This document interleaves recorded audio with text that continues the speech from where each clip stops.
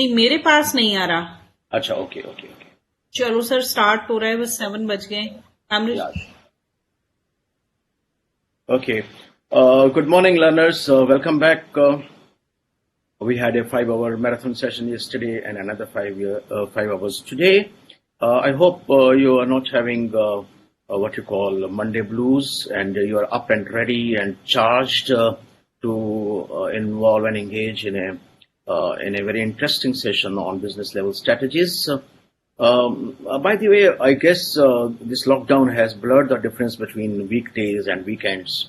So I'm sure there are no Monday blues. You are up, ready, and raring to go. Okay, so this chapter is on business level strategies. Categorically mentions Porter's 5 forces. This chapter has got a lot of synergy with what we did in chapter 2, wherein we did industry and competitive, analysis. So there's a considerable amount of overlap, but there are certain fine differences too, because in the industry analysis, we did not categorically mention Porter's 5 forces. In fact, we focused only on one force, that is competitors in the product market, right? Whereas you know that a firm is competing not only in the product market but also in the factor market, right?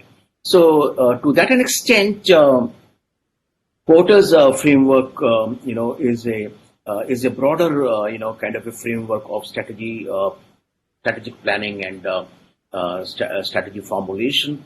And this is what we are going to discuss today in greater details.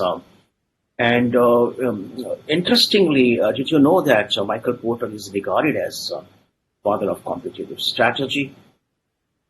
And the framework that Porter has developed, belongs to the genre of what is called industrial organization theory.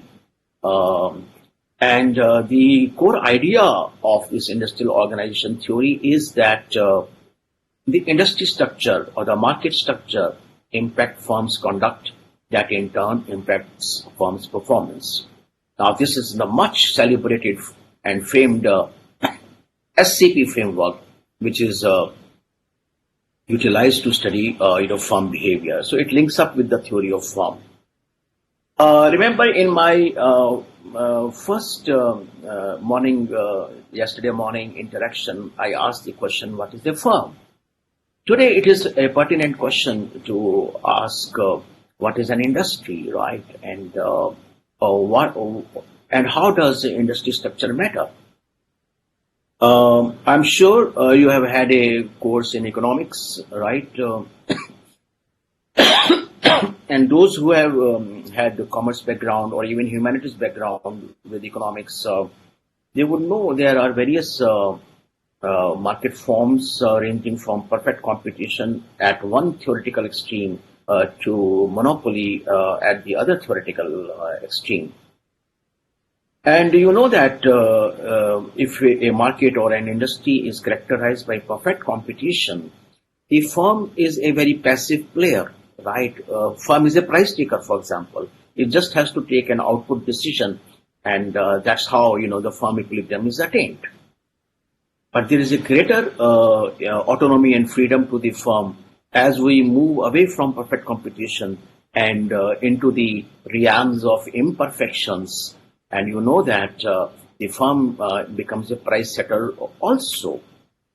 So in perfect competition, industry determines the price, right? Firm is the price taker, considering that price is an important decision for firm to organize its entire operations. So Michael Porter's analysis is about imperfect industry structures, because in perfect industries there's little opportunity for strategic behavior, because so strategic behavior, strategic management thrives in market imperfections rather than perfect markets. So this background in economics is critical to my mind in understanding Porter's model and also the various strategic alternatives that this model leads to. The chapter outline beautifully captures the the three, generic strategies that Michael Porter, kind of offers in the form of price leadership or cost leadership, differentiation, and of course focus, and how these ideas can be combined to have a best cost provider strategy. In fact, we addressed one question yesterday in relation to this. So, okay. Um, so, you know, the Spot Porter's model of competitive strategy, as I stated, proceeds in this manner. It assumes that the industry structure is given and it is likely to be so, in a foreseeable future. So what is the idea? The industry structure is not going to change fast enough, easily enough. Now, for example, in India, most industries had a structure, similar structure, because they were subject to licensing, um, um, and oligopolistic, kind of structure, wherein there would be one large public sector enterprise, maybe one or two big private sector enterprises, then micro, small, and medium enterprises, right? And especially our large private sector enterprises did not have any competition. But the moment we, in 1991, embarked upon a policy of liberalization, privatization, globalization, the industry structure changed. Now, for example, we only had nationalized banks, right, and the nationalized insurance sector. But with the adoption of the policy of liberalization, privatization, globalization, we saw that not only new domestic players came up, but also the foreign players, came into the industry. And of course, domestic players were rattled. They craved and they cried for level playing field, and this is all history. So what I mean to say is that the Porter's model presumes that the industry structure is stable, is likely to remain stable in the foreseeable future of time. And therefore, the idea and the strategic goal of the firm is how to, attain an unassailable and defensible strategic position. It might come by virtue of being the least cost or the cost leadership. It might come by ability to differentiate. There can be various sources of what you call, attaining that unassailable and defensible position. And as I've already stated, within the SCP frameworks, structure, conduct, and performance framework, the major performance driver in Porter's framework is the industry structure itself. And what are the strategic choice alternatives? Pick an industry, pick a strategic position, and fit the organization so as to attain above average returns. So I hope with this background, we would be in a position to delve into Michael Porter's framework even more deeply and intensely, and generate very good insights into why this model is so celebrated across across the competition literature. When I say competition literature, of course, here today we are concerned with business to business competition, inter-firm competition. This framework has also been used to develop competitive advantages of nations. So that means in international business and in international trade, this model has been used for developing a competitive advantage theory of international business, and also this Porter's model is the basis of development of, if you have heard of this, you can do Google for yourself and see the ranking of the companies on Global Competitiveness Index. So Michael Porter's model has been the basis of entire discourse on competition within the industries, right, and between the nations, and also globally in terms of the Global Competitiveness Index. So this is a very important kind of background information that you have. Besides that prior understanding of market structure, perfect competition, imperfect competition, monopolistic competition, and monopoly, its variants, duopoly and oligopoly, and so on and so forth.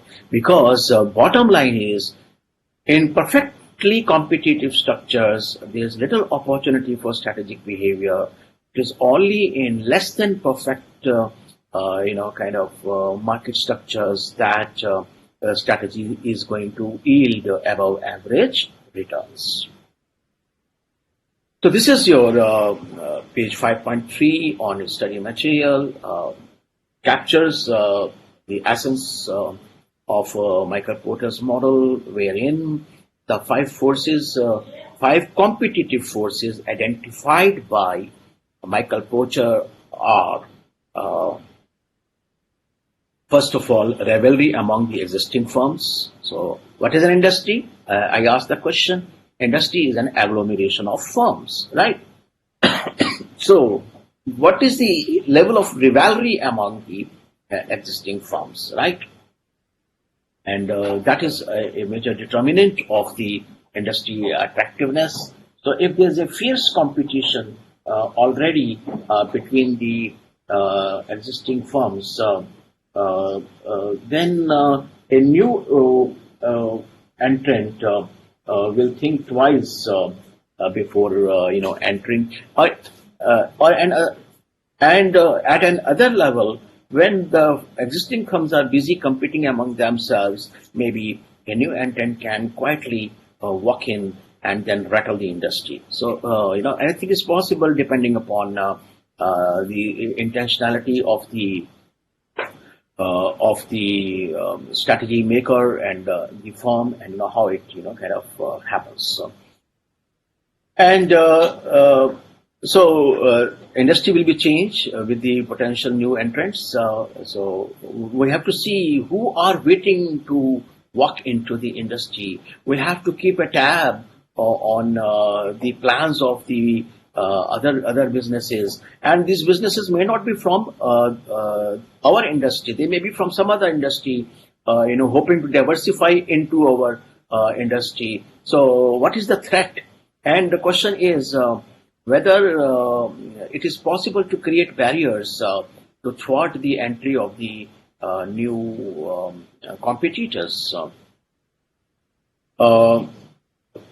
Let us also face it that when we define industry, we talk about the firms producing similar products, right? The question is whether there are other industries in which the firms are offering substitute products. So that means, so what are the cross elasticity? In case you have done a course in economics, what is the cross elasticity of our business or our industry with the other industries, right? And how good are the substitutes? And then are there any switching costs? For example, until Telecom Regulatory Authority of India introduced number portability, the lack of number portability was a huge kind of a barrier, both for the new entrants as well as for the entrants offering substitute products, right? And among the other firms, because you could not simply switch from Airtel to Vodafone without giving up your number and contact. So that was a huge barrier to switching. So these are the three courses out of five in Porter's initial framework. When I say initial framework, we shall see later that how this framework was later on modified by Michael Porter in view of the realities of the context in which the industries operate. And on the right flank are the buyers, their bargaining power of the buyers, what is the kind of pressure. Now, imagine if a firm is dealing with a single buyer. So your entire production is, captive production, and you are a contract manufacturer for a particular buyer, and your entire business fate is dependent upon that buyer, and therefore that buyer will exert a lot of pressure, competitive pressure on you, and will limit your strategic choices and flexibility. On the left flank, there are suppliers, and what is true of a powerful buyer is also true of a powerful supplier, and therefore we need to understand that the firm has to, negotiate with the supplier bargaining power also in order to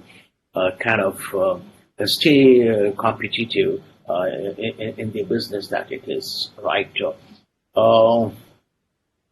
Among the questions that we have got today, there's a back and forth request for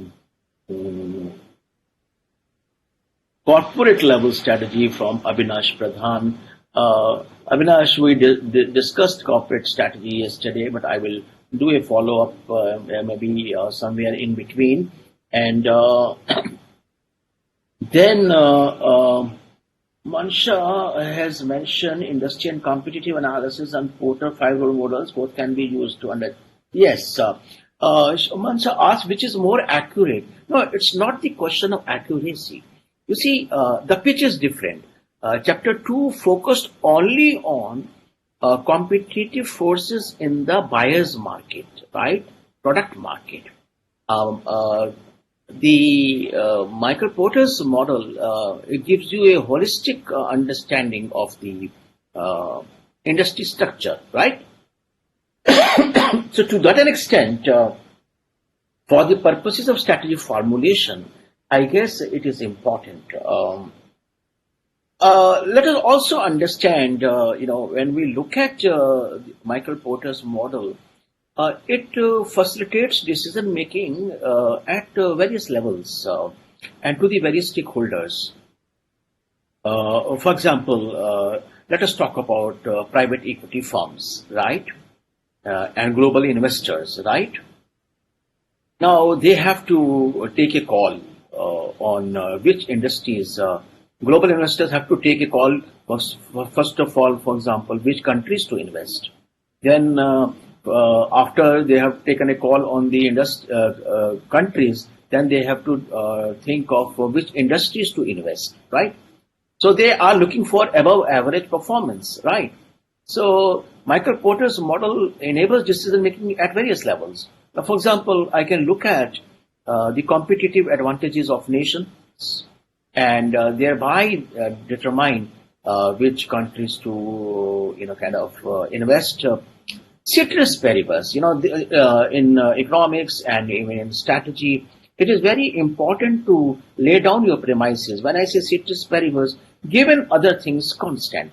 Now, for example, a particular economy might, offer very profitable opportunities as compared with the other economies, but it might be affected by political unrest.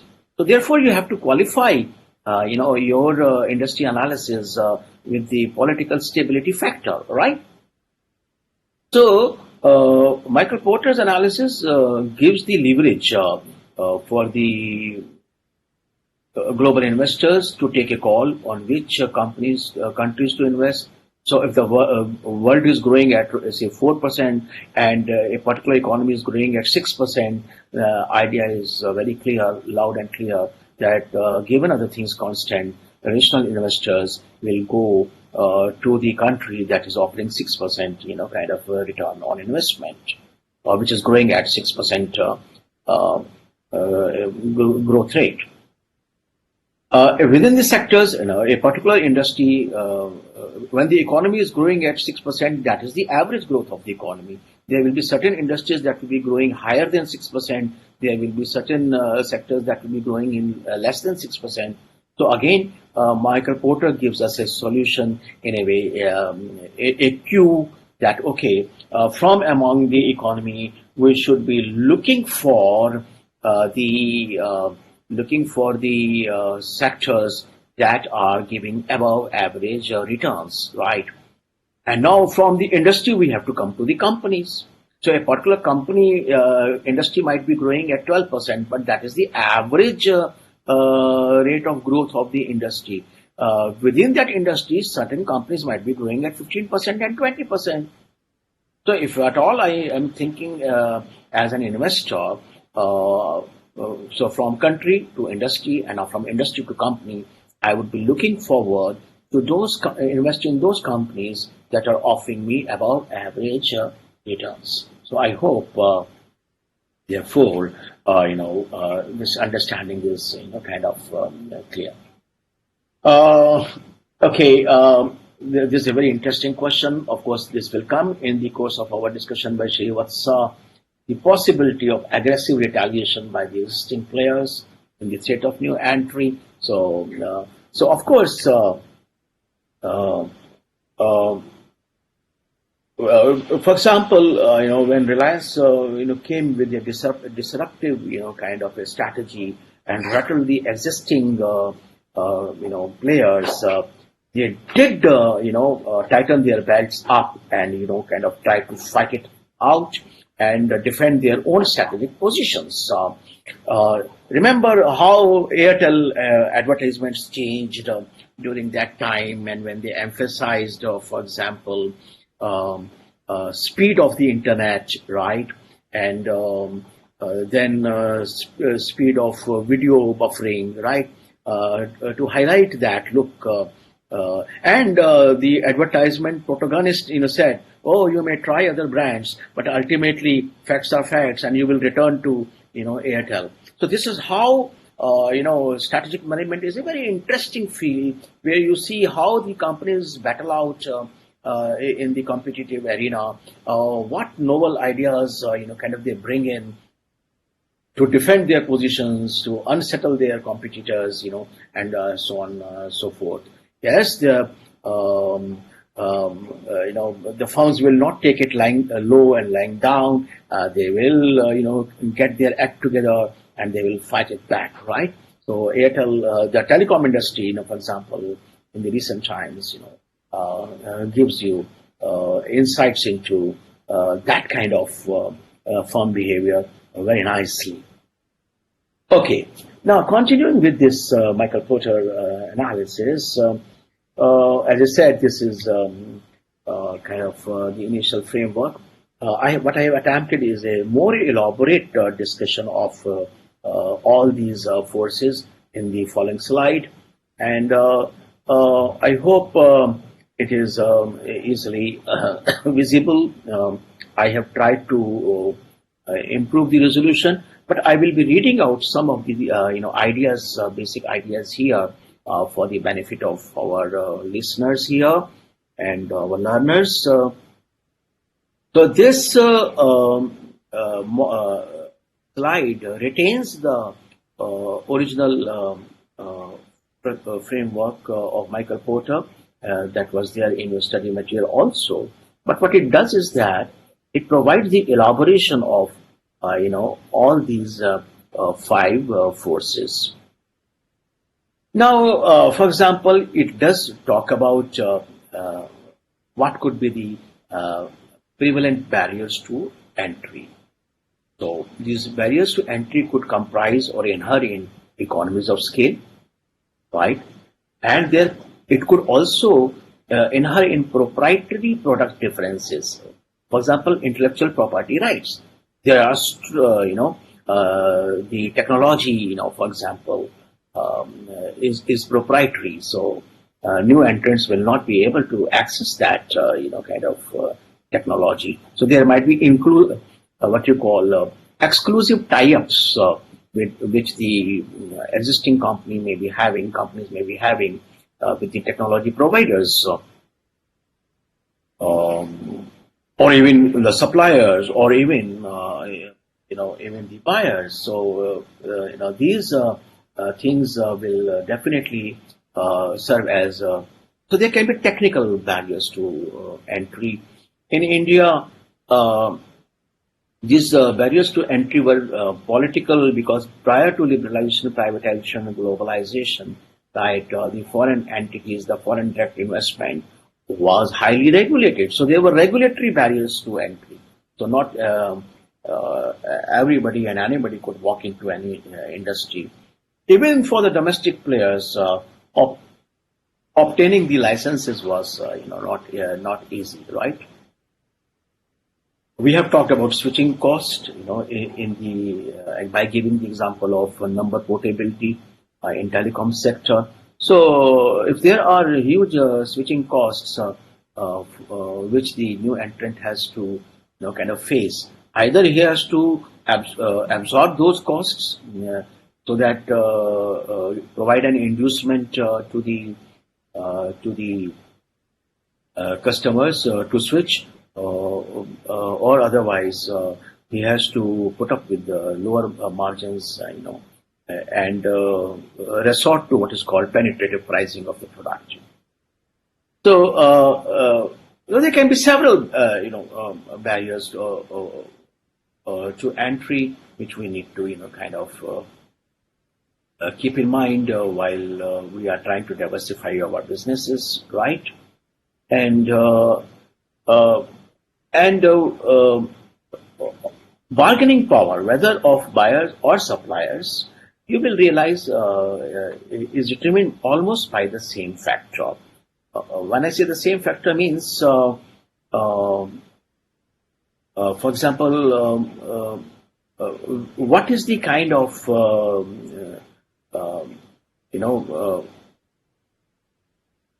what is the number of buyers? Now, for example, larger the number of buyers, weaker will be their bargaining power. And not only this, whether some buyers, are dominant. Dominant means they are bulk buyers, and right, others are small buyers, and therefore they, in a way, dominate the demand. So, in that situation, it would be kind of difficult for the firm to compete. So, likewise, if there are large number of suppliers in the factor market, it is good. Industry attractiveness is good, right? So, because you will have enough number of suppliers to choose from, you can negotiate with them, you can enter into long-term contracts and regulate quality, and so on and so forth. So, as you can see, each of these 5 competitive forces has several issues to kind of look into as we determine the attractiveness of the industry from the point of view of business level strategy. So, so much so, you would have noticed, for example, in this image that we have talked about regulation, we have talked about government policy, right? That will have a bearing on the competitive attractiveness and the strategic choices available with the competition with the firm. So a kind of a revised, an upgraded version of Michael Porter's 5 forces introduces the 6th force. As you can see on the northwest corner of this model, other stakeholders. So, in fact, I have enlarged this model even further because Michael Porter talked about government policy only. But as we move from the objective of profit maximization to shareholder wealth maximization to responding to stakeholders' aspirations. So I thought that I will modify Michael Porter's analysis by bringing in the dimension of other stakeholders because they can have a bearing on the firm's competitiveness. And question is, who are the other stakeholders? I have, of course, mentioned, and as you can see on the northwest corner, of course, the most important will be the government policy. We have seen how this government policy can radically modify an industry structure. And then also the other interest groups. Now these could be, for example, environmentalists. For example, India had the world's biggest ship breaking industry, right, in the south, right? And we had this industry took a lot of beating because of the activism by Greenpeace, because ship breaking, is a highly polluting, kind of an industry, and it pollutes seawater considerably and creates a hazard to sea life in sea. So therefore, this industry had to take a lot of beating. So many a times, the other stakeholders exert a lot of, influence on the survival and stability of a given industry, right? So therefore, we need to take cognizance of an enlarged version of Michael Porter's analysis, and you might benefit by adding the sixth dimension that you can see on your screen. So I hope I am clear so far. If there are any questions, I would welcome. Anantha has asked me to talk about the bargaining power of buyers. Anantha, I hope you have kind of watched this presentation throughout, and you would have realized that how I mentioned that you all have heard of monopoly. Have you heard of monospony? In monopoly, mono is means single and poly means the seller, and monospony means mono is single and spony is the buyer. So when there is a large buyer, of your, as I said, you are a captive producer for a large buyer, right? Your bargaining power is going to be very weak because that buyer can, give you that bargain. Either you sell it to me or you don't sell, right? So therefore, bargaining power of the buyer can have a lot of bearing on the survival and success of the business, right?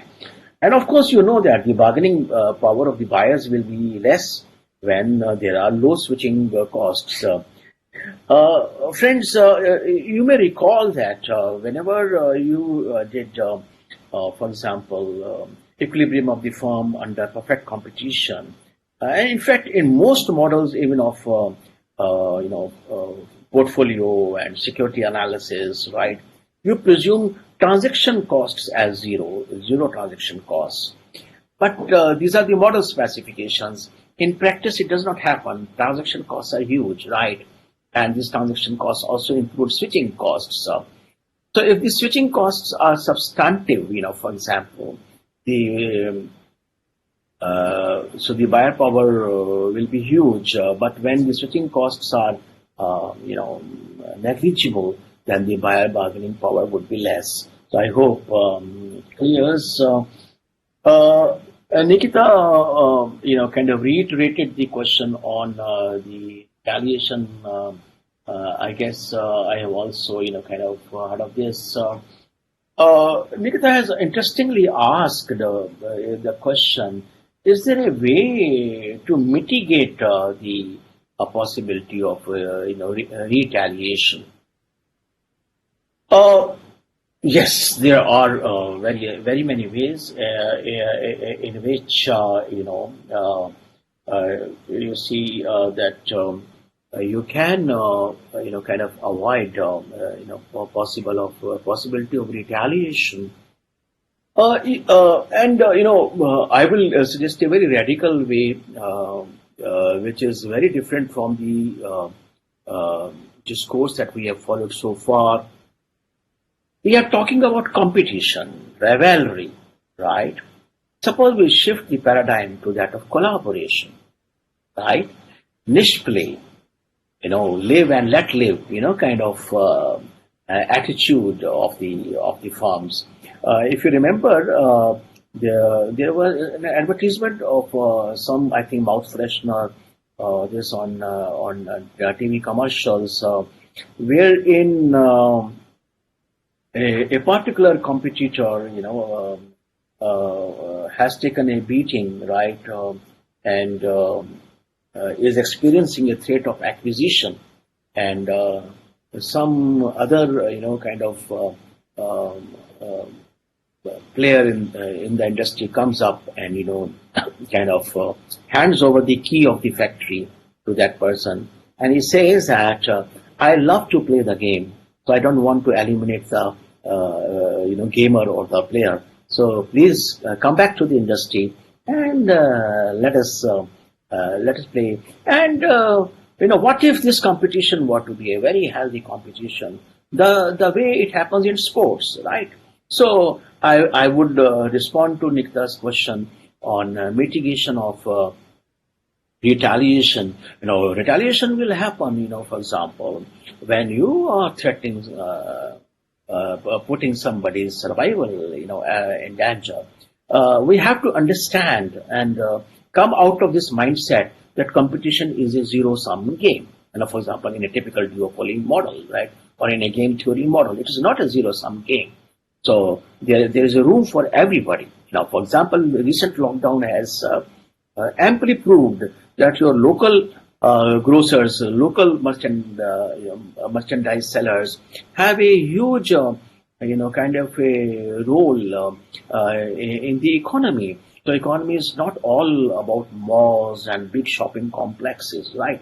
So it's all about attitude of the business persons and the thinkers. So I'm sure the new breed of professionals which Institute of Chartered Accountants is preparing, and in you we see the professionals that will radicalize the way we think of businesses and think of economy. I hope, Nikita, I have responded to your kind of queries. And moving on with Michael Porter's analysis. Um, okay. I think Pranjali's question and see what's that question. I think in a way I have been addressed while responding to Nikita's query. Sandeep tells about his agreement with the sixth variable that I have brought in, the other stakeholders. He has given learners a new kind of a case scenario, an example, and he has mentioned categorically that Vedanta's Tuticorin plant closed due to the protest from environment lobby. So therefore, you can see that the other stakeholders have to. In fact, stakeholders by definition are the ones who have a stake in the success or failure of business and who can actually impact the success or failure of a business. So therefore, I think it is just appropriate that we kind of modify Michael Porter's model a bit and bring in the stakeholder concept for a better and deeper understanding of competitive forces. Great. Nitish, you have talked about potential intents. We have we are much ahead of that. So who had thought that the technology guys will enter into retails, right? So when we studied and taught retail, we always talked about in-store retail, right? What are the technology guys doing in retail? Now you see that today, the retail scenario, the retail industry, as if it were, has been radicalized by technology players, platform players, be it Amazon, be it eBay, be it Flipkart, and so on and so forth, right? So therefore, and not only that, there are some large, what you call multi-product retailers, and there are specialty service retailers and aggregators, be it fashion, retailing, be it, for example, food retailing, and so on and so forth. So you see that now the entrants from the other industry are, eminently capable of entering to your industry, provided they find it attractive. So therefore, Michael Porter's analysis of industry attractiveness assumes that much importance. So, and I would, as I did yesterday also, I would encourage you to delve deeper into the industry analysis. Pick up industries of your choice. So you can pick up fashion, you can pick up toys, you can pick up aviation, you can pick up what you call poultry, you can pick up dairy. So, and look at the industry structure, identify the gaps and niches, and that can be, kind of captured, successfully, and how the industry structure can be radicalized. Okay. Now, as I said, we can develop lots of cases for each industry. We can develop a separate case scenario, and for example, here you see an apparel, manufacturing, kind of a value chain, and what you can see is that here in one slide we have tried to capture a global industry value chain. Now, you will be wondering as to how this idea of value chain comes in along with the industry analysis. You see that Michael Porter's analysis would be incomplete, and the discussion of business level strategies would be incomplete without reference to the value chain. Why? Remember, in our morning session, we said that firm behavior is a function of firm characteristics and the environmental characteristics. And we said that the environment will comprise of layers, and these layers would be applicable at different levels of strategy formulation. And at the business level strategy, industry structure is the relevant business environment. So 5 forces provide the context of business level strategy. But the question is, what are the firm level competencies? The firm level competencies can be ascertained by another tool of Michael Porter, which is called value chain. In fact, we had attended to some queries relating to value chain yesterday, and I think today's session will reinforce the importance of value chain in the company analysis or in the analysis of the company's strengths in order to determine the kind of strategic alternatives. So therefore, what you need to also do is, just as we supplemented this model with the 6th factor of stakeholders, we also need to supplement this chapter with respect to when we move from the competitive analysis to business level strategies. We also need to, for example, add an important dimension, which is here I can bring in that value chain. So now it is therefore, and as I said, this is competitive analysis provides you in a way to use the SWOT technology, opportunities and threats emanating from a particular industry, And value chain gives you an idea about strengths and weaknesses of the firm. I hope you can see now. Uh, so what I have done is that I have overlaid the chapter with these two concepts, and now strategy formulation becomes the standard model, right? So apart from the competitive analysis and the attractiveness of the industry structure, um, uh, we have to look at the strengths and weaknesses in the value chain. Shivangi asks me that industry structure and competitive analysis is a work of corporate level. Uh, Sorry, Shivangi, please recall my take on corporate level strategy. That a corporation is a portfolio of various businesses, right? And if these businesses are strategic business units, independent business units, then of course every SBU head has to be referring to the industry structure for his or her respective business, right?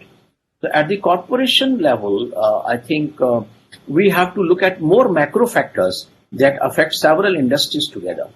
So it is very important, Shivangi, and all my learners to understand that the level of strategy analysis is very important to remember.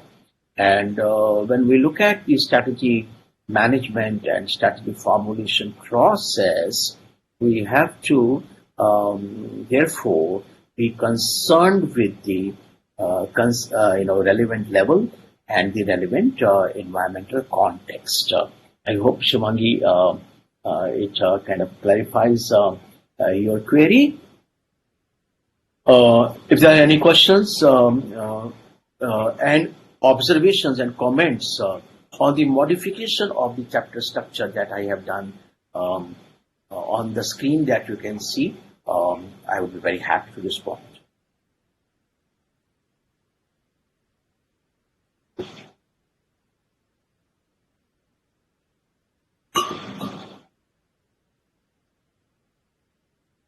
So you would like to take a test drive? Okay.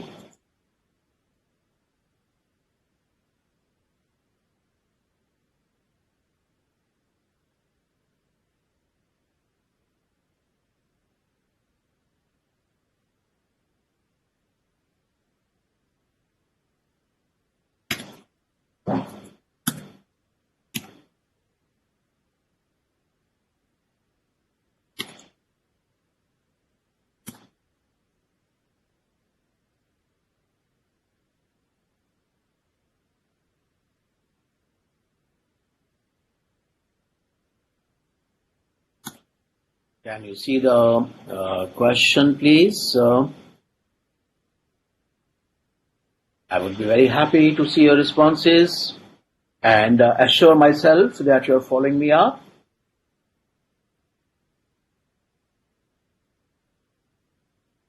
Any responses to this?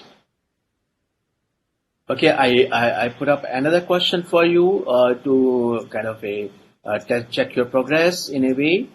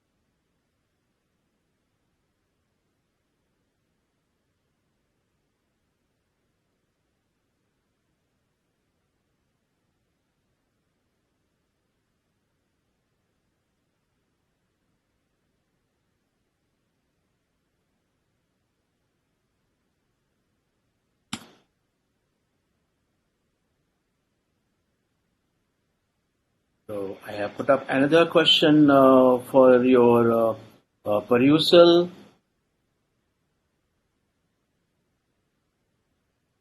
Mayank has immediately responded, and Sandeep has responded. Manisha has correctly responded that the sixth force in Michael Porter's model comprises other stakeholders. So, I'm very happy that you are on board, you are with me, and I will be very happy if you respond to the second question also, wherein, as I have just mentioned, that five force analysis gives yeah, Google, you are spot on when you talk about the sixth force, right? And you have correctly mentioned, in fact, reinforced response of Mayank, Gauri, and Anjali, that the government comes in as a major, kind of a sixth force. And great. Yeah, any responses to the question that I have put up on the test drive, the second question? Do we move ahead? Oh, Vishu has mentioned value analysis, right? And Chirag, yes, you're right. Shivasa, you're also right. With respect to the sixth factor, great. So value chain analysis, therefore, kind of helps you kind of identify the strengths and weaknesses. Now, how it matters in formulating a strategy, I will just kind of revert to this. Let us proceed further. Get going, friends. I'm very happy for the kind of responses and the participation that you are showing. Yeah, Anusha, you are spot on when you say other stakeholders is the sixth force in Michael Porter's model. Great. Yeah, the value chain. So as you can see that we have here we are talking about the industry value chain. Mind you, the value chain that we have done in yesterday's session was the firm level value chain, right? Wherein we looked at inbound logistics, outbound logistics as the primary activities, and then procurement, technology development, human resources, and firm infrastructure as the secondary, influences, and of course, all these factors, primary and secondary factors, contribute to the profitability and the margin of the firm, and thereby determine its competitive advantage, right? But here we are looking at the industry value chain, and we have taken a global industry of apparel and fashion garments, right? And we have looked at the natural, yarn, like cotton and wool, and also what you call synthetic yarn based on petrochemicals. For example, Reliance Industries has a near monopoly in the production of the synthetic fibers, right, in this country, and polyester-based, kind of yarns and so on. So, right across North America to Asia, how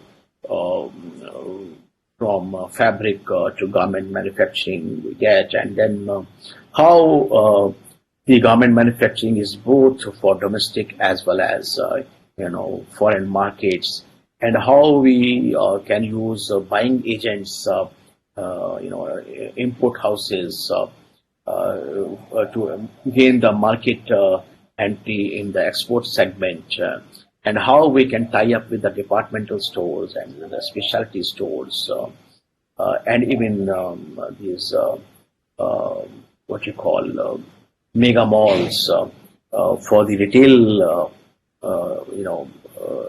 of our apparels, brands, right?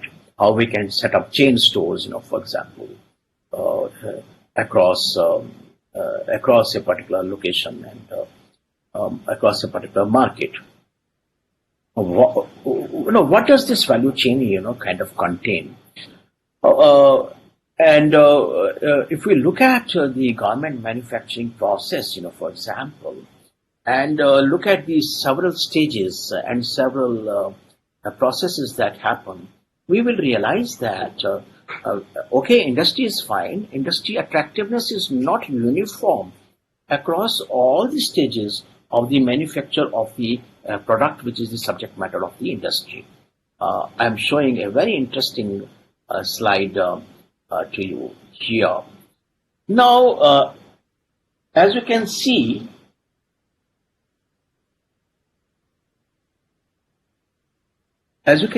here, that any product will pass through kind of in the value chain. There have to be designers who will be developing the product, right?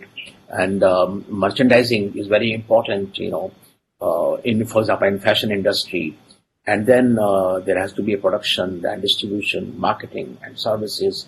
As you can see, the payoff allocations they vary, and you can see a kind of a particular U-shape curve, right?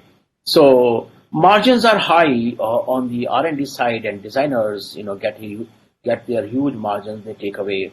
And on the other hand, the retailing and even customization services, they take a lot of margin.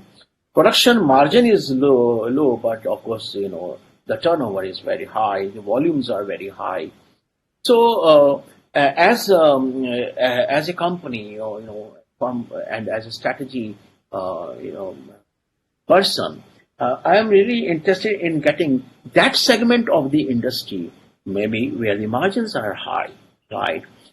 Depending upon my capabilities. So suppose my forte, my core competence is designing, right? I am a fashion designer, for example, or I have a team of fashion designers, right? Then I might,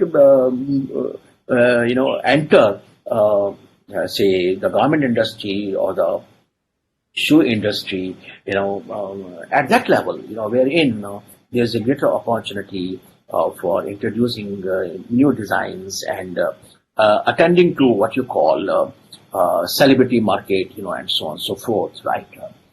So every industry, therefore, kind of comprises a value chain itself, ranging from pre-production intangibles to production tangibles and post-production intangibles, right? And the margins will vary, right? So an important decision, therefore, I have to take is, which segment of the industry I am going to enter, and so that is going to determine my kind of a strategy. So when I say focus, for example, we will see the strategic alternatives given by Michael Porter as it is there given outset of your chapter outline, that is focus strategy. So whether I am going to focus on R&D, or design and development of the product, segment, or I am going to enter the fashion industry, but as a merchandiser. So there are merchandisers, right? Or I am going to set up a factory, garment manufacturing factory, and I am going to, bring in automation, speed, and volumes to produce for the various brands at one go, right? So, and on the right-hand side of the curve, I am not into branding my production. Rather, I am working for the brands. I am engaged in what you call custom production or contract production for the other players. So which segment of the industry I would like to venture in? The industry analysis, kind of provides those insights. And mind you, those insights will not be possible if you do not supplement Michael Porter's 5 force analysis with the value chain analysis. And as I have repeatedly emphasized, this value chain analysis again operates at various levels. It operates at the firm level. It operates at the industry level. It operates at the global level too. So I hope I am clear in laying down the framework of the strategy formulation within the Porter's framework. Now I will be quickly moving to the strategic alternatives, and we will be discussing it further. Um, yes, I can see here that very many of you have responded to the queries, the test drive that we had, kind of put up on the group, and yes, Nishtha, you are right. The sixth force is the stakeholder force, right? And then Lakshmi is also right when she says that other stakeholders comprise this, and she has also acknowledged the fact that the value chain helps analyzing the strengths and weaknesses of the firm.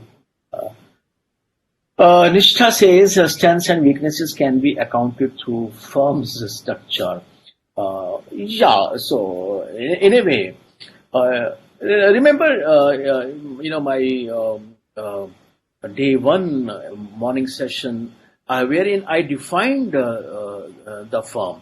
I kind of even at the expense of repetition, and for the benefit of participants such as Nishtha, I would kind of emphasize the fact that we can look at the firm in various ways, right? So a firm can be viewed as a technical kind of a subsystem. A firm can also be viewed as a social subsystem. It can also be viewed as a administrative kind of a subsystem.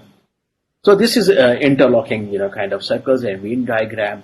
When I open this kind of a Venn diagram, I'll end up at value chain. So to my mind, this firm level value chain is a lateral rather than a interlocking circular explanation of firm. So what is a firm? Firm has got infrastructure, firm has got human resources, it has got technology, right? And that it has got functionalities such as procurement, and then primary activities in the form of inbound logistics and outbound logistics, and so on and so forth. So in order to look for the strengths, we have to look at these components and see what is the forte of the firm. So along with the this value chain analysis and the five forces, we can actually arrive at the strategic alternatives. So once again, even at the cost of repetition, I would like to reiterate the fact that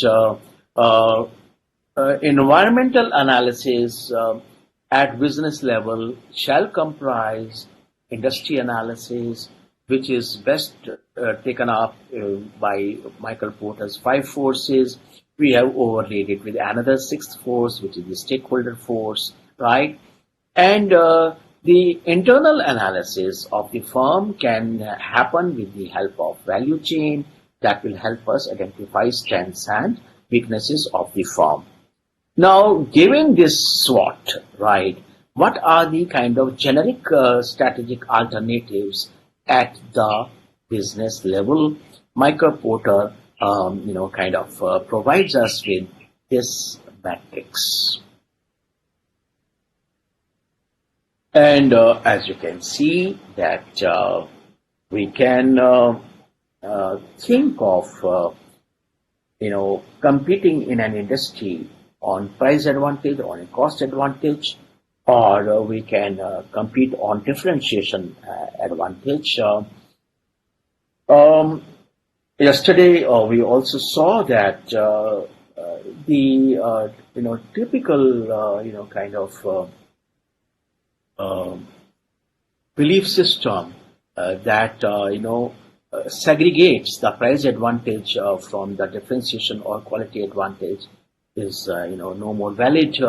we have to find ways of integrating the two advantages. And in fact, there was one question on the group, I think by Mansha, and she had quoted study material of strategic management, wherein it was suggested that it should be possible to integrate differentiation with cost leadership. And in fact, the framework that you see now on screen just does that. It highlights the fact that you can,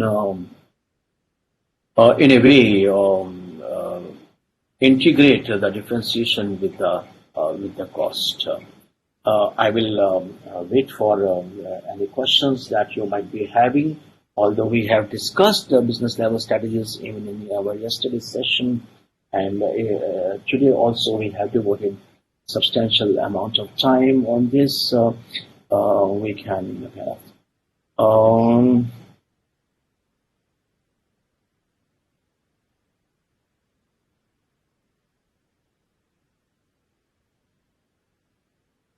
Mahima, kind of brings in the element of strategic change management. Of course, we will be taking up Mahima in our discussion later when we take up strategy implementation. But yes, you are right that we can integrate these concepts because any impetus for change, in fact, any impetus for a strategic choice will come from a kind of a dissatisfaction with the status quo. So here, strategy as an intention is aimed at challenging the status quo, right? And then developing a strategic vision and, realize that vision through a very sustained and persistent kind of a execution schedule. So that we will be definitely taking up, but just not to keep a learner's inquisitiveness at bay. What I have tried is that I have integrated strategic strategy formulation with the idea of strategic change. I hope, Mahima, I have responded to your query. Mayank, raises a question on the success factors for competitive success that we discussed yesterday, especially in chapter 2, but even at the cost of repetition. You have to do a competition mapping because you will not be competing with all the firms, right? And that's where we had introduced the concept of strategic business groups, right? And then you have to see in a particular market what matters. Sometimes suppose you are catering to a bottom of the pyramid market structure, right? Here the price will be the key factor of success, right? But if you are catering to the top of the pyramid, market, then price will not be a success factor. Differentiation will be a kind of a. So people like to know what is new in it, right? So you have to therefore understand your customers and your market with a view to identifying what drives them, right? So Srivatsa, I have responded to this question that you can really integrate Mahima, flowchart I will have to develop. If I were to develop it spontaneously, it will take long. But definitely when I come up in the evening, I will integrate strategic change with the strategy formulation. Yours is an interesting question and integrative, and this is what I like the most. How to integrate the knowledge.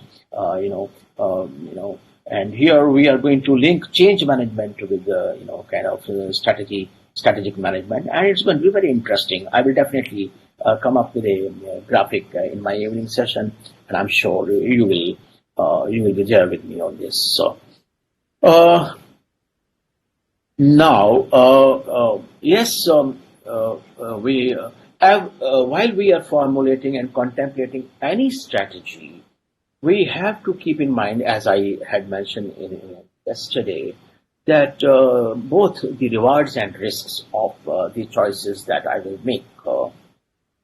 So, differentiation is great. For example, again, taking back to your economics background, if I were to do so, mm, okay, we are here.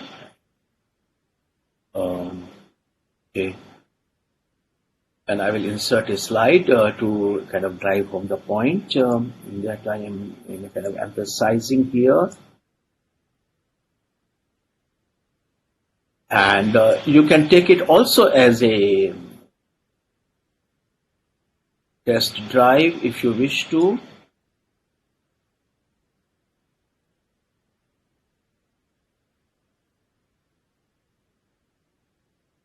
Okay.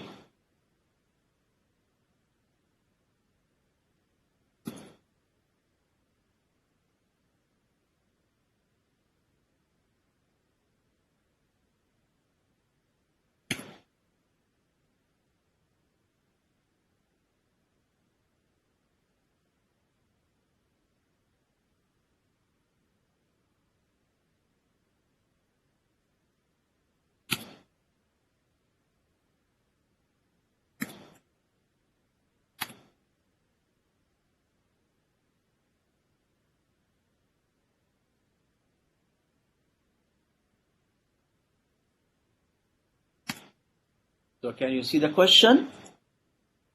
What market structure, perfect competition or monopolistic competition, would you associate differentiation with?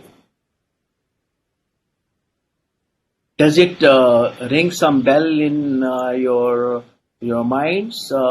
Have you kind of done this, as a part of your course in economics?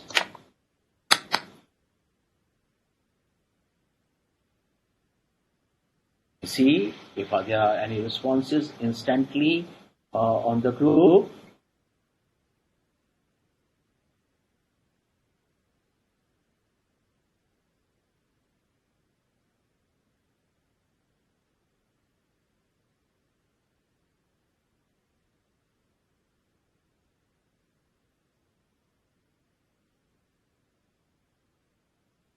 Okay. Yeah, monopolistic competition. Shiv, Krishna, Anusha, they are, kind of spot on. Anjali, yes, and Gokul, perfectly fine. That monopolistic competition. Shivangi has gone on to give an example of monopolistic competition in mobile phone industry. Mansha is also spot on, right? And if you remember, the extreme form of imperfection, what is that? Can I ask this for a kind of a supplementary question in your test drive? What is the extreme form of monopolistic competition?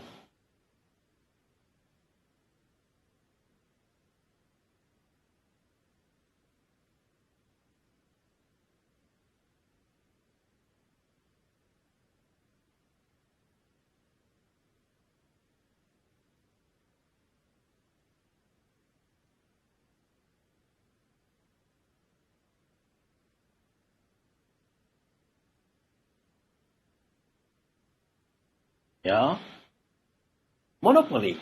Yeah, and and you have done monopoly with product differentiation and without product differentiation also, right?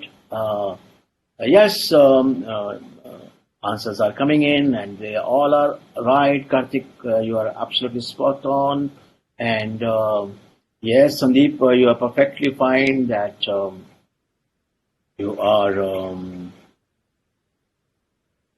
Hey Sandeep, don't in a way confuse with the concepts where Apple has perfect competition with monopolistic competition. How do you explain it? Please clarify. Hmm? Uh, so the extreme form of imperfect competition will be monopolistic competition, as I said, as you will be discriminating either on the basis of product differentiation or sheer your monopoly power.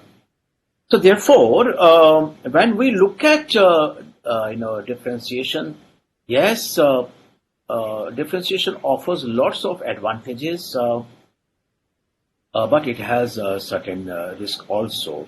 And as I said, and as you can see in the note to the fundamental assertion that the uniqueness opportunities will vary across products. So it may not be possible to infinitely, kind of differentiate. In fact, most technology products are almost similar, and if at all we differentiate it with respect to intangibles such as brands, right, and the branding of the customer experience rather than the tangible aspects of differentiation.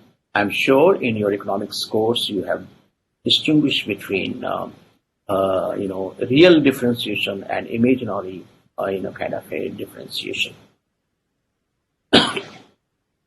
So, if we compare the rewards and risks of differentiation, yes, and Anjali and Aryan, you are spot on. You discovered monopoly, tried monopoly as the extreme form of imperfect competition. Thank you so much for your spontaneous responses to the test drive. Now, the rewards of differentiation are such that there are tremendous opportunities. You can always, tell that, oh, I am different, right? And along with the differentiation, you can claim a price premium and earn customer loyalty. And your employees also take pride in the fact that, oh, my company is different, right? And this differentiation also might serve as an entry barrier because some other company has to be equally and more brilliant and demonstrate ingenuity than you to be able to enter the market. So if it lacks that creativity and innovativeness, then of course there will be an entry barrier. So yes, look at the right hand, what you call of the table, wherein we talk about the risks of differentiation. Counterfeiting and imitation is a huge challenge in the differentiation strategy, right? And over a time, when especially when your differentiation is fancy, it is not substantive, then the buyers might lose interest and their preference, and they might return to the value for money and low cost alternatives, right? So there's a fellow that if the innovation is not kind of protected by the intellectual property, like Apple and Samsung engage in a huge battle over their GUI, kind of intellectual property, right? And a lot of organizational energy and resources, were spent on fighting these cases, and the multinationals experience bigger challenge because these cases have to be fought in different jurisdictions, right? And things get even more complicated when the different jurisdictions follow different definitional norms. For example, whether they follow product patents or process patents. So in terms of the what you call case analysis, it is interesting, how, for example, the absence of protection. This is an institutional mechanism. How absence of protection of differentiation can be a huge risk in following this particular strategy. Okay. Um, Moving on, as you can see that there are both supply side and demand side drivers of differentiation, because differentiation may be demand driven because the customers want something different, right? So back end, therefore, the company has to work on how to respond to those demands. Remember Pepsi during the World Cup cricket days, White Kid suggestions for recipes for their potato chips from the customers. A very innovative crowdsourcing of idea by a multinational company, right? And because they are into this packaged food and snacks business besides beverages, the local tastes matter. So if you can recall that after that campaign, Pepsi did come up with certain potato chips flavors in tangy lemon and tomato, kind of variants of the potato chips. Apart from their, global classic salted and spring onion, sweet onion, kind of variants.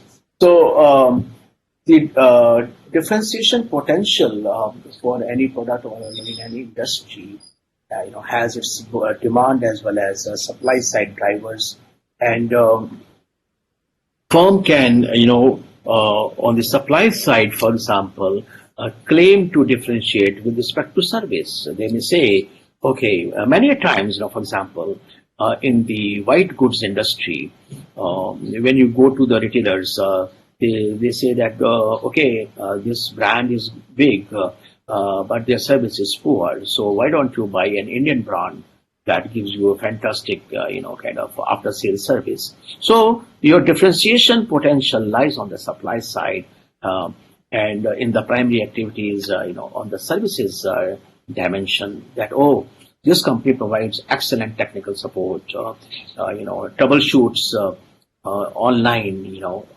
so, and this is true more of technical products, so that's how. And, on the marketing side, cultivating the brand loyalties, it becomes a great differentiation. In fact, even in popular perception, I don't know, you are young audiences, you would like to tell me whether you carry that general impression that branded goods are better in quality than non-branded goods. Like to take a test drive?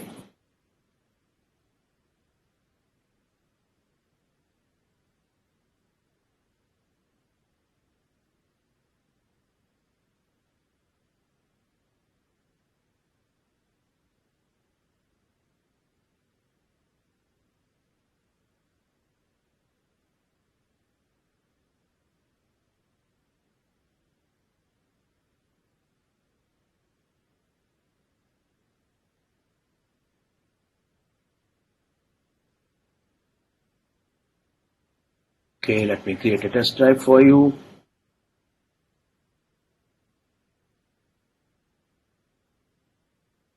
And thinking question 2, right?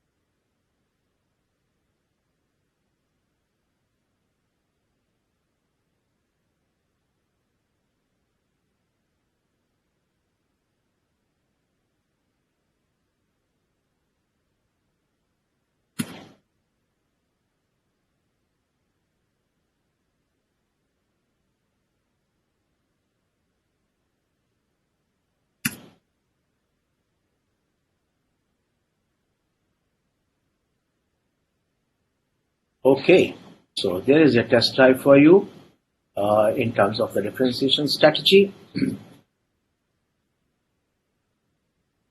I'm sure there will be instant responses to this test drive.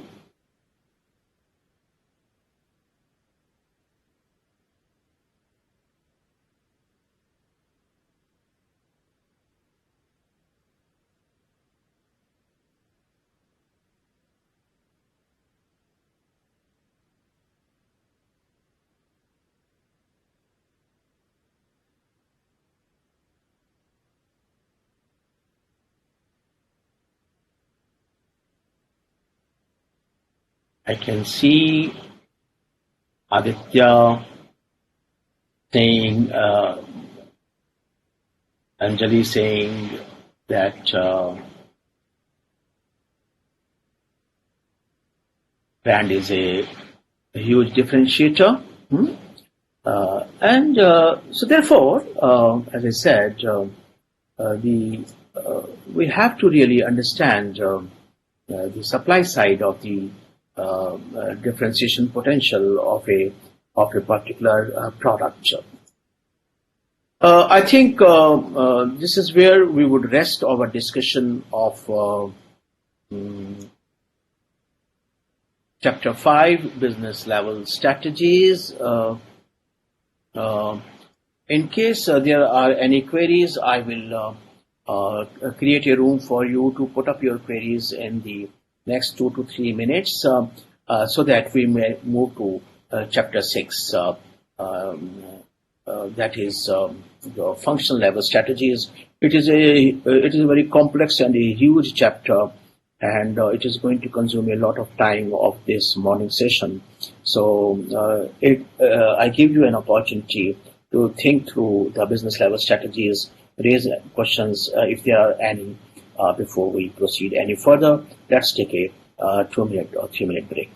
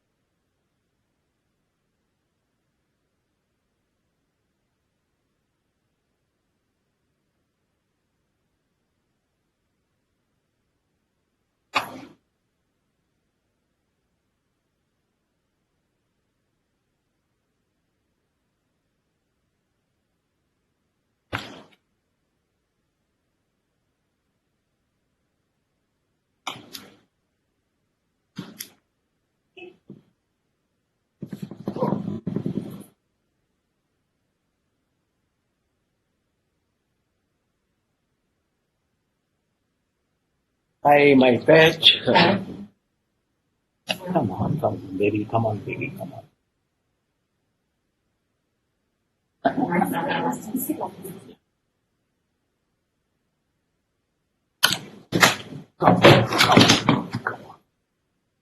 Come on, baby. Come on.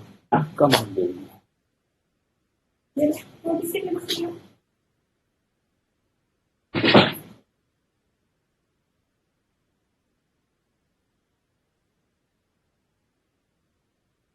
Okay, welcome back. Let me see if there are any questions and queries on the uh, on the portal.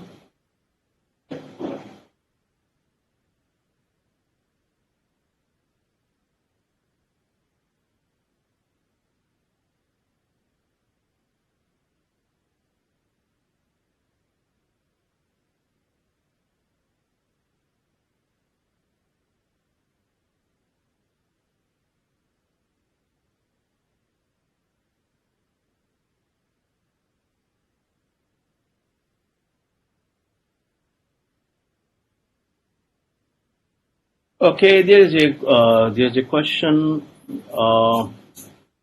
by Chirag um, on the aggressive retaliation, right? I am reminded of a very interesting, kind of incident, of a Japanese steel manufacturing company entering American market, right? And while they sought to differentiate their steel in their advertisement campaign, mm, they use certain differentiating words, um, beginning with the S, H, I, and T, right?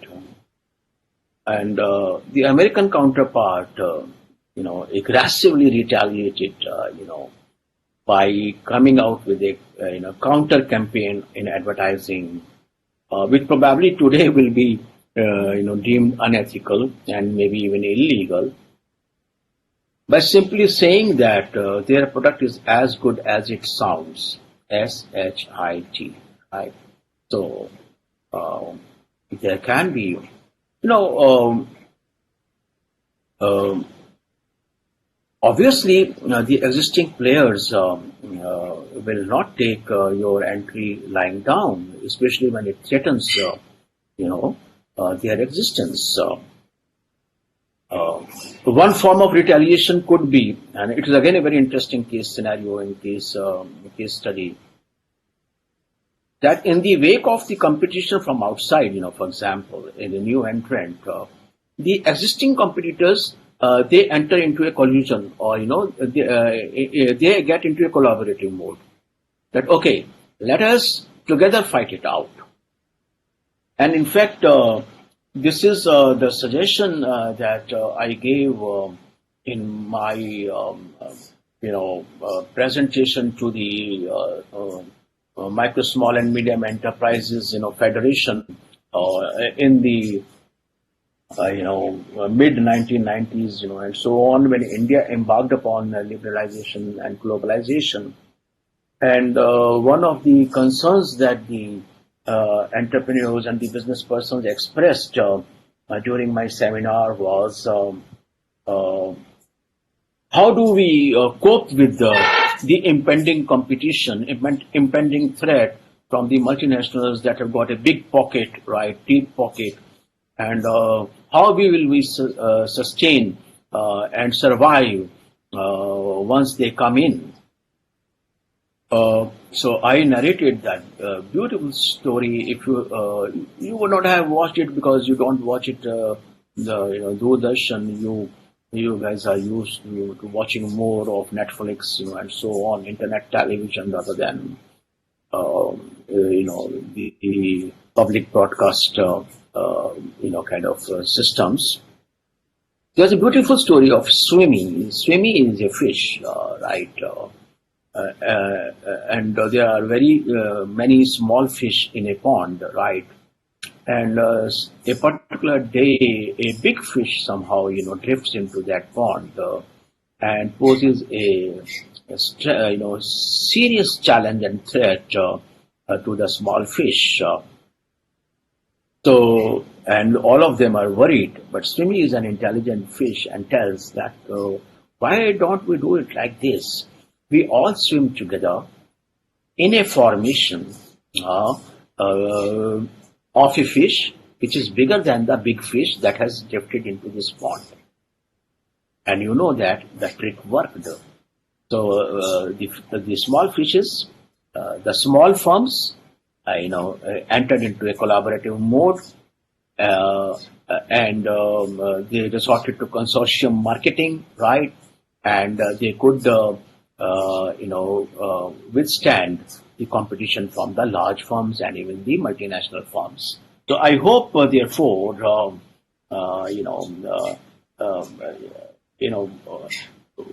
there are very many ways of, retaliating the competition.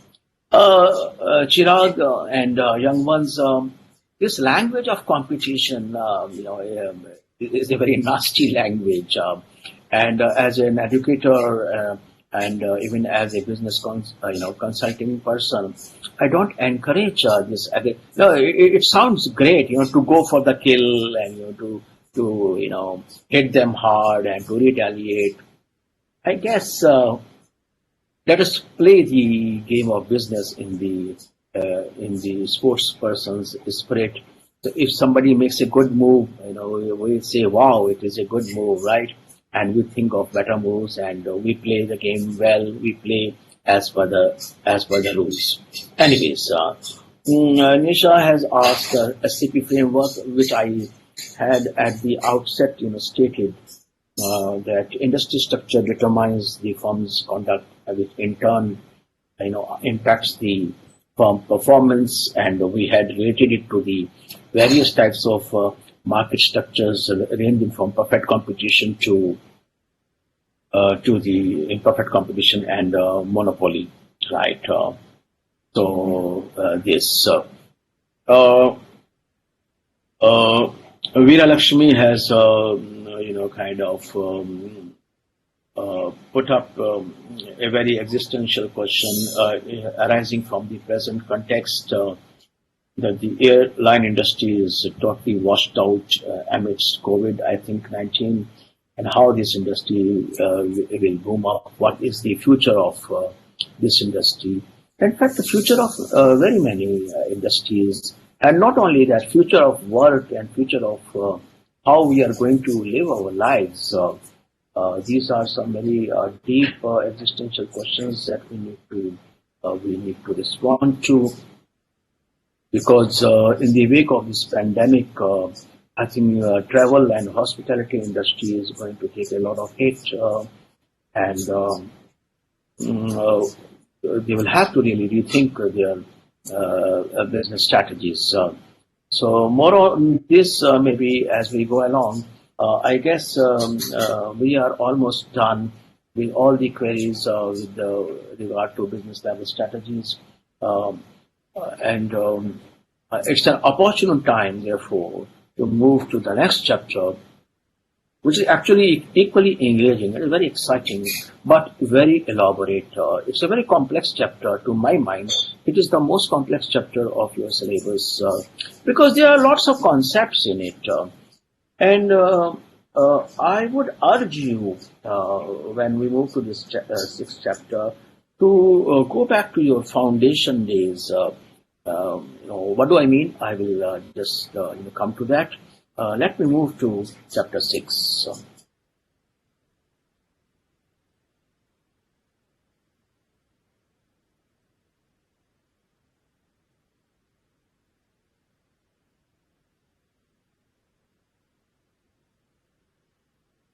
So chapter 6, as you can see, is on functional strategies, right?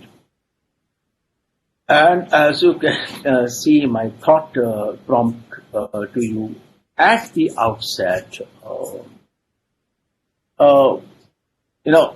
is it only a play of words, functional strategy versus strategic functional management? For example, marketing strategy versus strategic marketing. Is there a difference? Or there's no difference?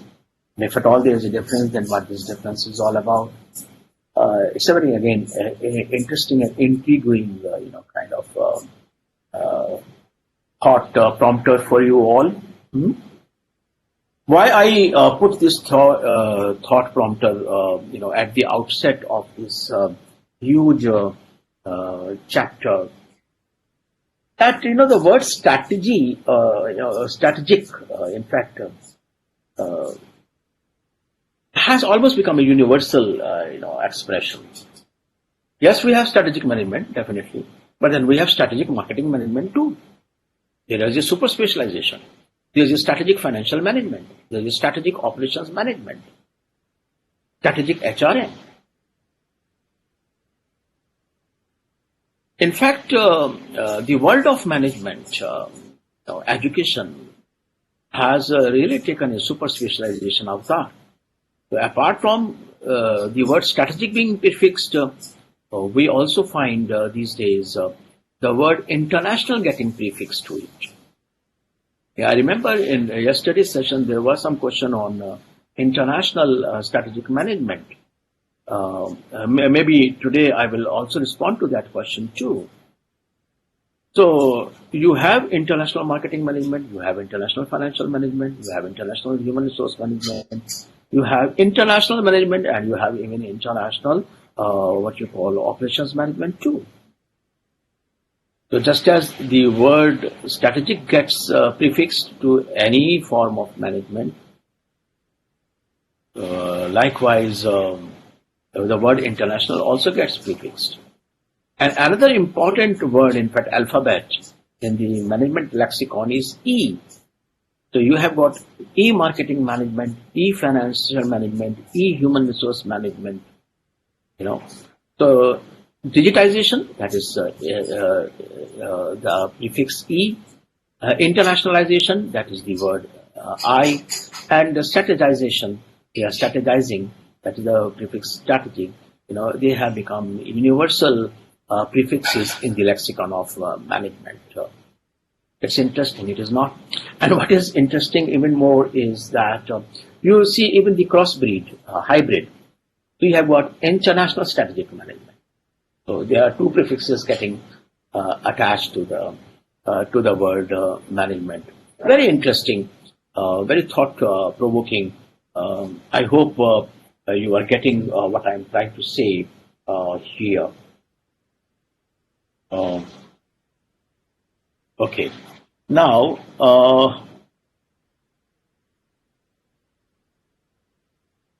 the chapter is huge.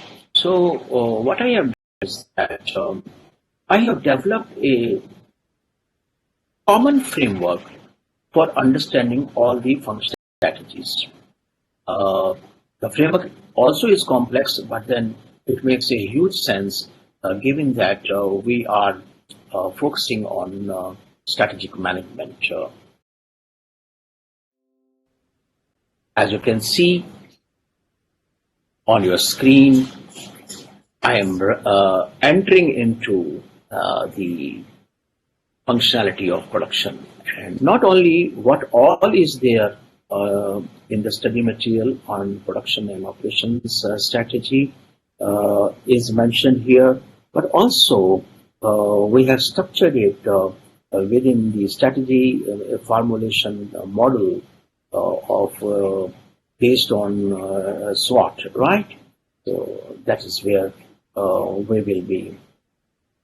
And each slide one can spend hours, elaborating all the elements. Of course, here I will be restricting myself to a discussion of the key strategic aspects that kind of will be of significance here.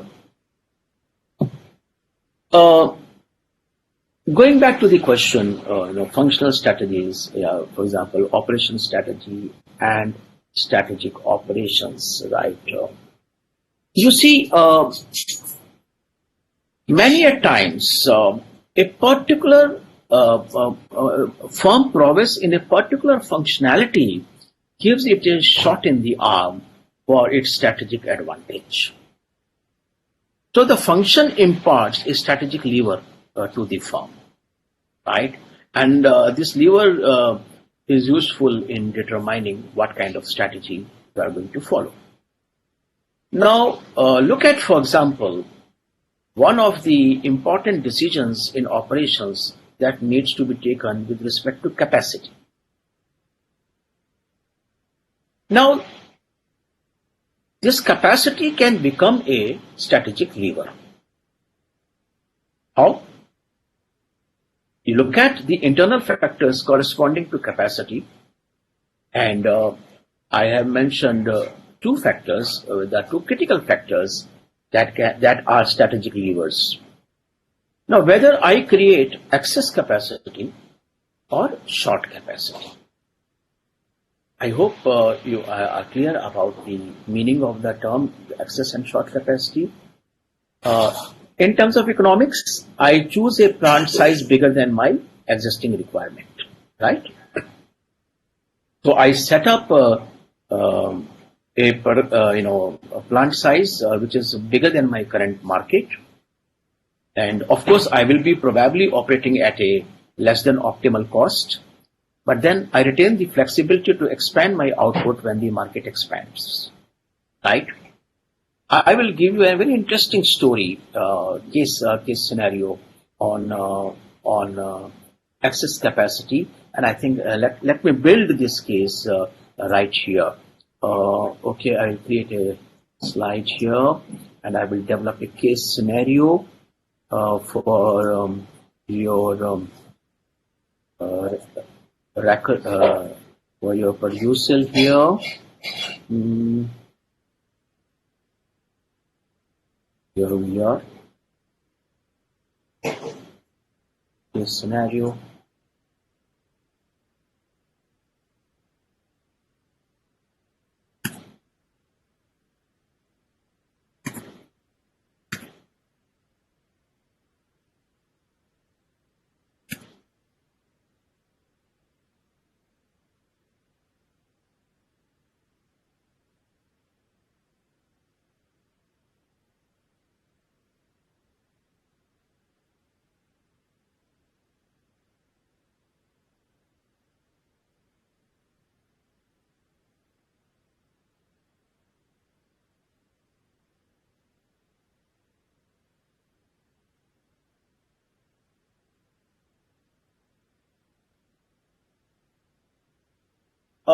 I hope you have heard of Carl Nirnay.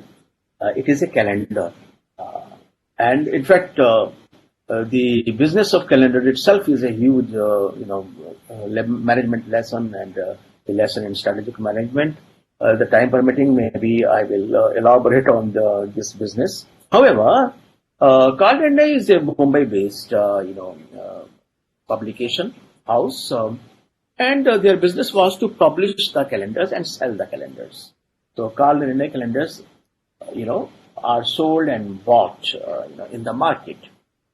Of course, when will these calendars be bought and sold? They will be bought and sold when the year changes, right?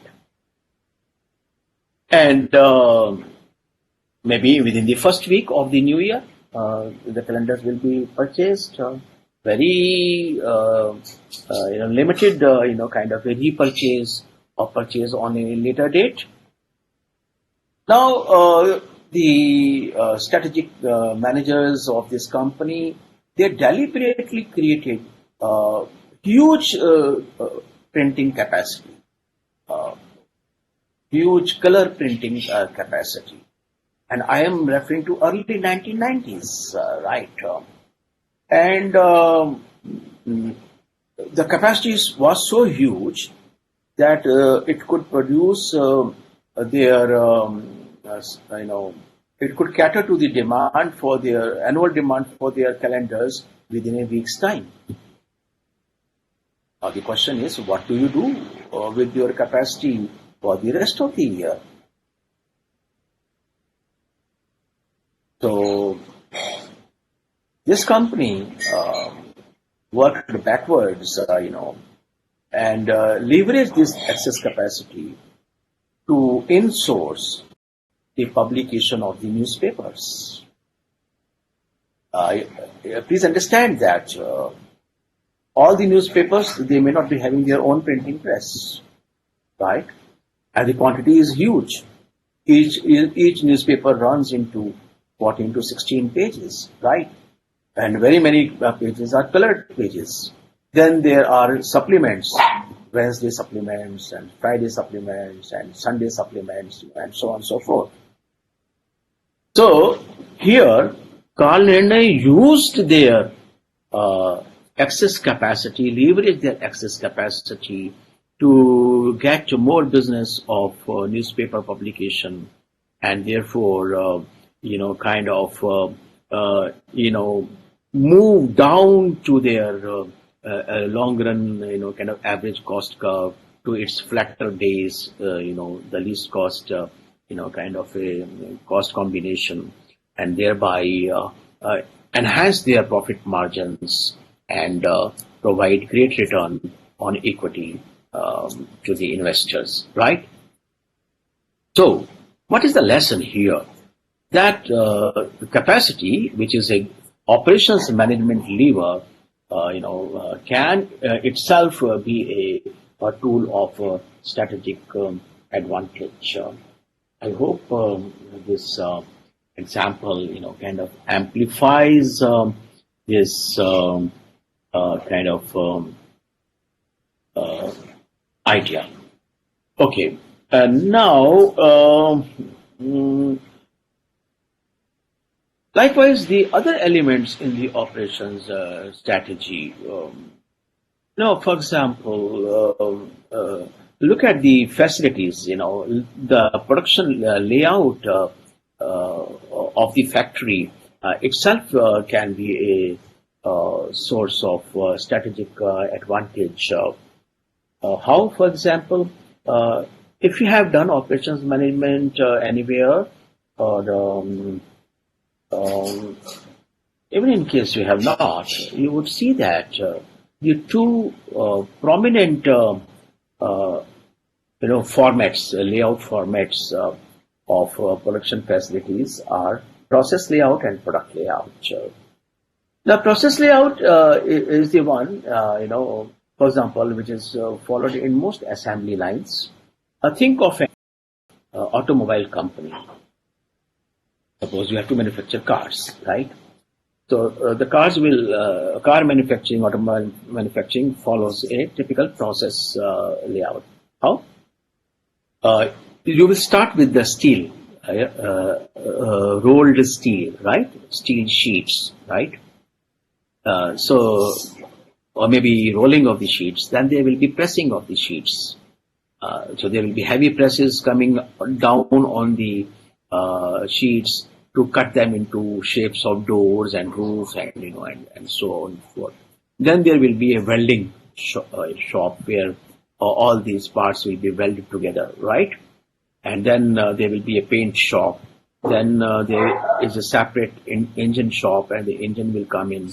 Then the seats, etc., will come in. Tires will be added, and so on and so forth. So what happens is that from end to end, from beginning to end, there is a process which is followed on the assembly line, so that we begin with the steel sheets and we end up with a car, right? In contrast, the product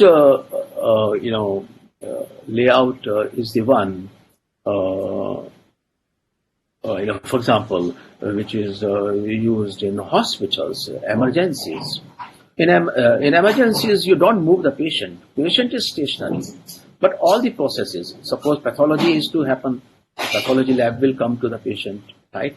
If radiology has to happen, the radiology will come to the patient. So product is stationary, but all the processes come in there, right? The strategic levers in regard to the facility layout are flexibility, modularity, and versatility. Now, for example, whether I use machines that are multi-purpose, a typical CNC, what is CNC? Computerized numerically controlled machine, for example, can perform various functions. It can, for example, do the die casting, it can do the cutting, it can do the metal shearing, so it can do various functionalities, right? So depending upon the kind of job that you get, you can use this machine for the completion of that job. So this flexibility can be a huge asset, strategic asset. So when you are providing machine services, what you call workshop services, to the various businesses. So there is somebody who wants some hole to be done in their product. So you just program your computerized numerically controlled machine, and then you do that business. So the sheer layout becomes a strategic driver for this. related to this is the automation and technology. Uh, whether you can do it speedily and with precision and do n number of customization as the customer demand. So, especially when you are in you have made a strategic choice. Suppose you are into a differentiating low cost strategy. Now, then in that case, capacity utilization will be a huge strategic leverage. And if you have created a huge capacity and you can quickly come down to the least cost, production, then you will be able to realize your business level strategy to your production strategy. What we are trying to say, that in strategy implementation, functional strategies play a critical role. And what we have said in addition, that the functional, functionalities themselves can become a source of strategic advantage, right? Shall I, reiterate these points for your perusal once again, so that you are home with these issues forever and thoroughly. What we have seen, what we have said here is that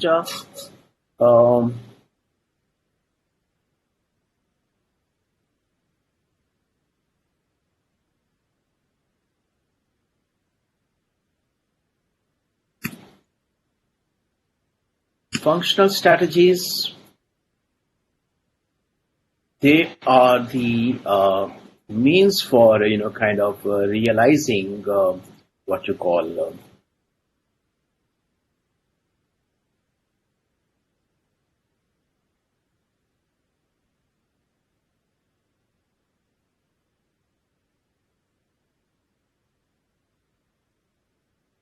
business or corporate strategies. So that's the one proposition that I gave. In fact, there can be a question to this effect also. And the second thing that we have said in addition to this is that the functional strategies by themselves and on their own, be a source of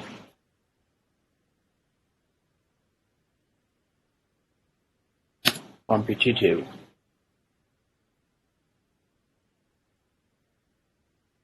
advantage. Do you get this point? Yeah. This is an important learning, dears, and in fact, it also bridges the gap between functional strategies and strategic functional management, right? How I can use a particular functionality to derive a strategic advantage for my business, right? So it is not play of words. There are substantive issues involved in this articulation of functional strategies. So moving on,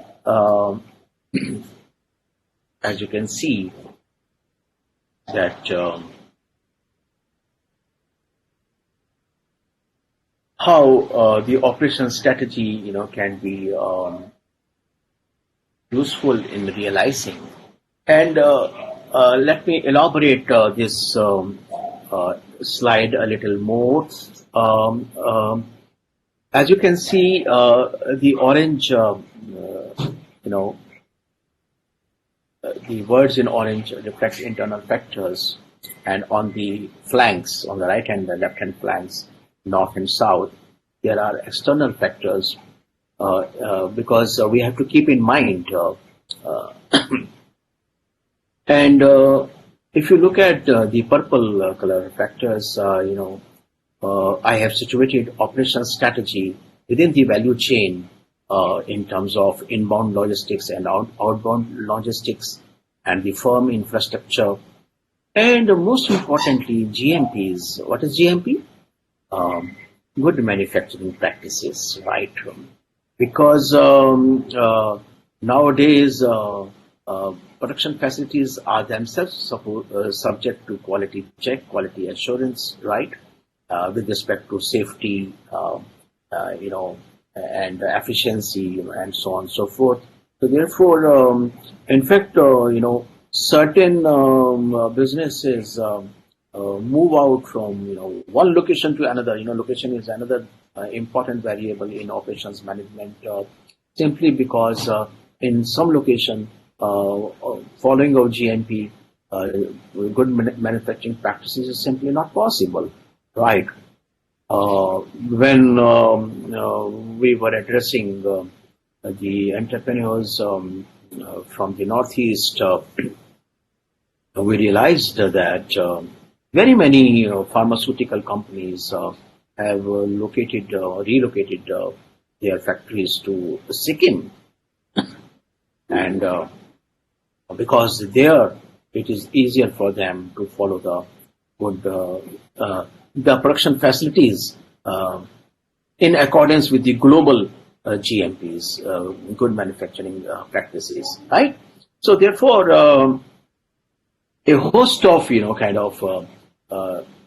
factors determine the strategic capability of the firm in a particular functional area.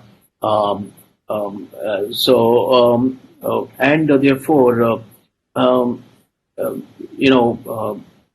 as a strategy manager, I have to be aware of all this. Another important thing that you would have noticed in this screen, the slide before you, is emphasis on quality, right? And we have mentioned quality under input, we have mentioned quality under throughput, we have mentioned quality under the output, we have mentioned quality applicable standards in the internal factors, right? So we have also mentioned this quality factor in supplier engagement and supplier relations. So because ultimately the product quality is dependent upon the input quality and the throughput quality as well. So therefore, while formulating our functional strategies, we have to be aware of all these facts.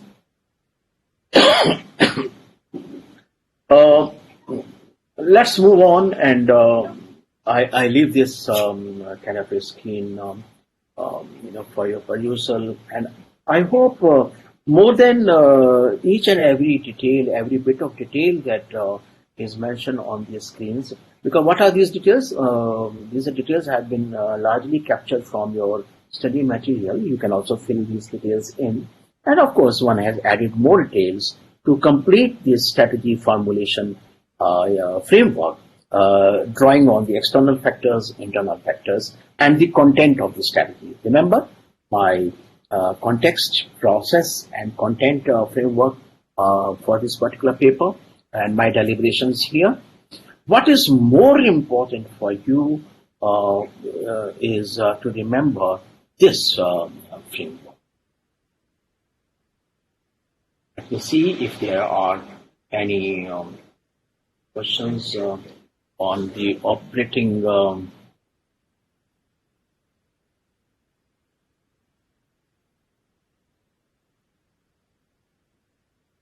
operations management. I don't see. There are marketing strategies. Nikita asked me, marketing strategy and marketing techniques sound the same.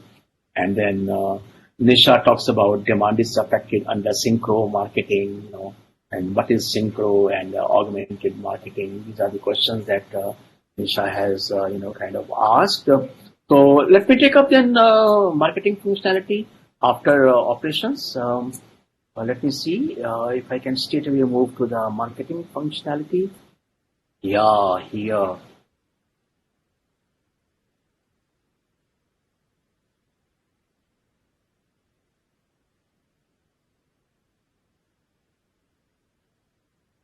Now again, what this slide does is that it packages the content. For example, at the end of the firm, what is critical is the marketing mix. And you know that the elements of marketing mix, 4Ps, the famed 4Ps, product, price, place, and promotion. And for the services marketing, the additional 3Ps of people, processes, and physical evidence. And how the marketing strategy, kind of relates a firm to its target market, and how this relationship is dependent upon the marketing concept of philosophy of the managers, right? And of course, the usual internal and external factors that are there. And within this context, we will try to answer some of the questions that Nisha has asked, and generally highlight the importance of marketing strategy in realizing the business level strategy and even the corporate level strategy. Because remember, Peter Drucker said, if at all there is a purpose, single purpose of business, that is creation of customers. So marketing, they say, is the essence of all business, right? So therefore, marketing strategy plays a crucial role. And I will be spending about 10 minutes on this particular slide to highlight the importance of marketing in strategy formulation and strategy implementation, right? The immediate, within the marketing, each functionality plays a very important role. I am reminded of, because I mentioned this case yesterday, of Nestle's erosion of reputation in the wake of some excess salts being found in Maggi, their flagship product in India.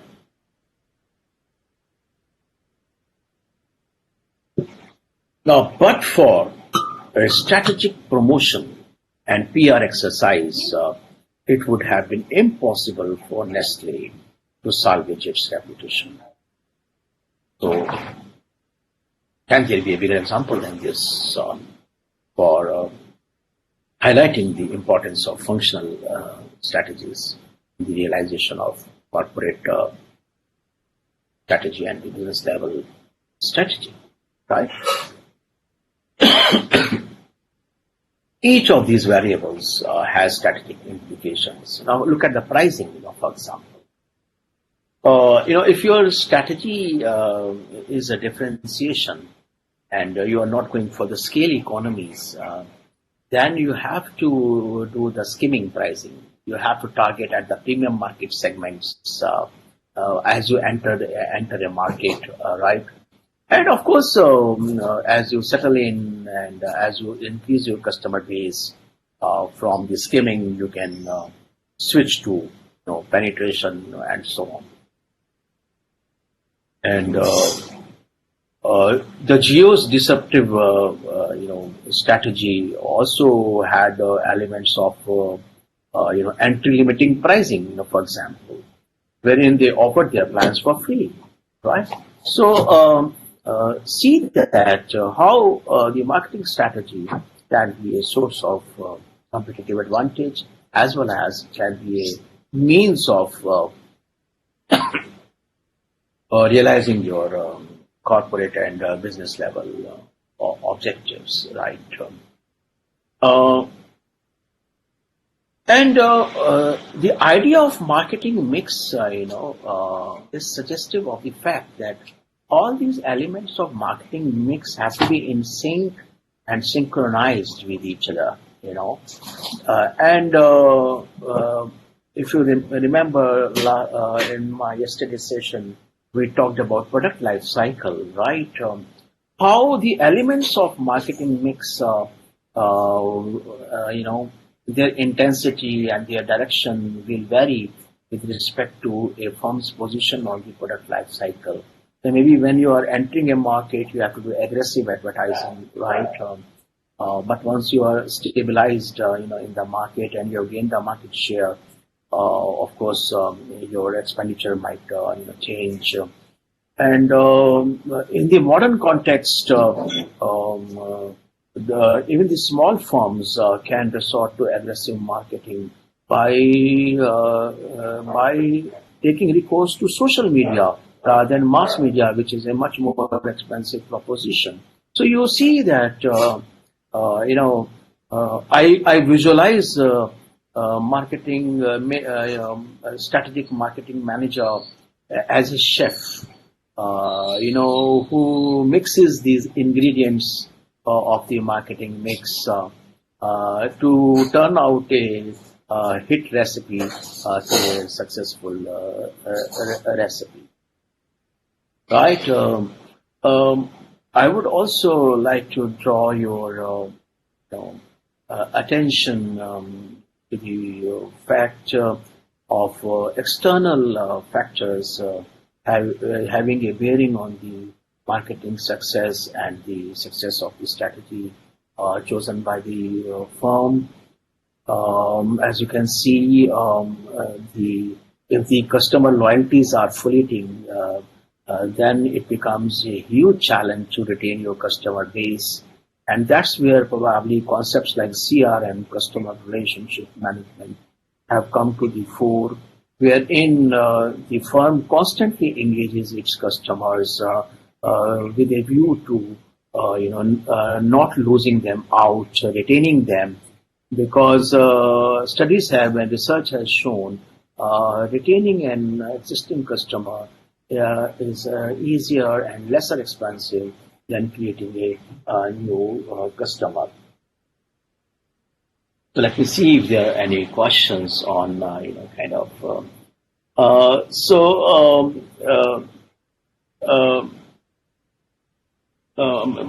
Mansha talks about marketing to do strategically right is more okay. Study material, cutthroat competition. This statement needs to correct. Okay, price skimming. Mohan asked me. Price skimming means you put a premium price. So initially, because you are catering to a small market, and you just only, for example, offer your products to the connoisseurs. In psychographic, in the lifestyle marketing, the fashion conscious people, and once you have settled in, and when your capacity is in place, then you can. The word skimming comes from dairy industry. When you skim the milk, or cream, you come out with butter, right? So you are catering to the top end of the market. I hope it is clear, Mohan, right? So I have given the example of fashion industry. Even some premium products, such as Apple, it usually follows the skimming policy at the introduction level. So the products are targeted and then gradually they lower the product for the low end of customers, right? And for different markets, yesterday we did a case study where Apple, introduced a low-cost product in India. So they especially designed a product for India, which was cost efficient, right? So that is how the skimming happens. I'm very happy that you are with me in understanding the contours of the marketing strategy. Nisha, I have already mentioned about synchronized marketing, and augmented marketing, to my mind, is the marketing plus, right? So, what, how do you, and it borders more on customer experience, customer delight, as if it were to, and as you can see in my, pink color, kind of phrases that I have used in the major thrust of the marketing relating firm to its target market. That my approach and has to be to turn a customer into a client, into to an ambassador, an advocate, an evangelist, right? So I have to engage with my customers in a way that they become, kind of my biggest supporters, and they promote my product, rather than I taking. So there's a huge word of mouth publicity and appreciation of my product, and thus my clientele and brand loyalty, kind of enhances, right? So much so for the, Shiv has very rightly said that the marketing strategy ultimately, kind of comprises in this STP framework: segment, target, and position, right? So if you can see that we have emphasized the target market identification on such external factors as demographics, sociographics, and psychographics, right? Of course, the entire marketing mix then is focused on that particular target. Shivangi asked a question, practical example for demarketing, various examples, for example, Safe Petroleum is a demarketing, and even the petroleum companies are, promoting it because, here the notion of the marketing concept assumes a very important, construct.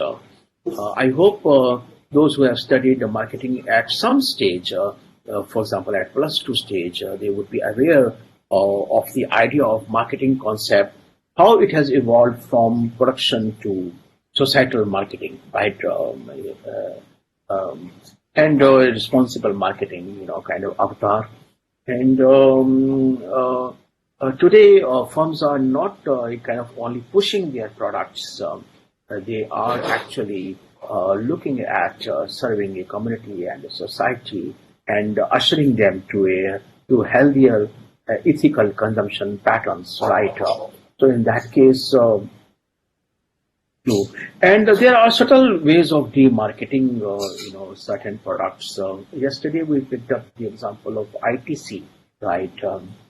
Of course, this particular example that I am taking right now has got a legal implication also. For example, you cannot legally promote cigarette and liquors, on media and on channels. But another dimension to this is that ITC has been very systematically diversifying its product portfolio, and it is moving from the negative products such as cigarettes to the more positive products such as stationery, hospitality, and so on and so forth. Nisha has asked those questions on penetration, pricing, then versus skimming pricing. I hope it is clear that when you are trying to compete on price and entering an existing market with more or less similar product, you will be setting the price equivalent to variable cost, right? Hoping that once the market share is gained and a slight differentiation obtained, we will be able to escalate the price, recover the fixed costs, break even, and turn profitable. So much so for the Veena Lakshmi says, is marketing strategy alone play in empowering business? No, dear. We have already emphasized that each functionality plays its own role, and in the preceding discussion, we have highlighted the importance of operations. So let us not be in that illusion that marketing alone can be a panacea for strategic success of the business. Let me move on to another functionality, because these three critical functionalities I have developed slides for you. I am expecting for you to work on the other functionalities and follow the same framework that we have used. It will help you memorize the things also. And once I have put the various terms and various concepts in this particular framework, you will appreciate that now I am able to relate how this is an internal factor, how this is an external factor, how it gives me strategic leverage, and so on and so forth. So I would urge you to, kind of work on this framework and this table, and with your pen and pencil, and you will see that doing this chapter will become fun. The functional strategy chapter, which to my mind is a huge chapter. There are lots of terms and terminologies mentioned in it. Otherwise becomes a challenge in remembering and analyzing. But once you put it in the framework, it becomes perfect.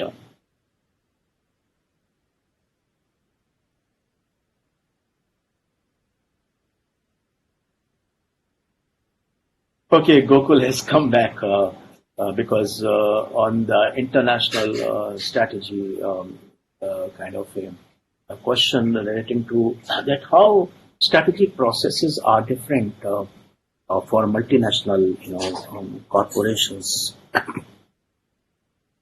I don't think that as such it kind of makes an integral part of your syllabus. But I am very happy in responding to the fact that when you look at firm internationalization, that itself is a strategic decision. And this firm internationalization can happen, for example, in two broad ways. One is the marketing route. For example, one way to internationalize is to export, right? Other way is to set up your marketing branches. You have done probably in accounting foreign branches, right? So you do the foreign branches, right? And do the kind of marketing there. So other is the production approach, operations approach. That, for example, you can, form a joint venture abroad, right? And maybe subsequently have a 100% subsidiary abroad by retaining your holding company status. So you can see that the gamut of strategic choices in international management, kind of gets escalated tremendously. Moreover, the environment, the unit of analysis now becomes international environment. So what is the international, political environment? How open are the companies? How good are the countries' destination for foreign investment? I'm talking about outbound investment, right? So. Which countries you would like to invest in? What is the market size of that country? So strategic management becomes a even more complex ball game when we move from domestic to the international kind of business. Pranjali asked me to highlight synchro and concentrated. When we focus on a particular functionality of the marketing strategy, I guess that is where so I focus only on promotion, right? And without regard to product development, and the other elements of marketing mix. So it becomes a bit of lopsided, kind of a marketing strategy. It is always good that all the elements of the marketing mix are in harmony or are in synchronization with each other. Okay, allow me to move to the next functional strategy, which to the students of chartered accountancy would fascinate even more. Even more when it comes to functional strategies. Take your time in again looking at this particular slide. How this slide captures the core elements of the entire accounting and financial management.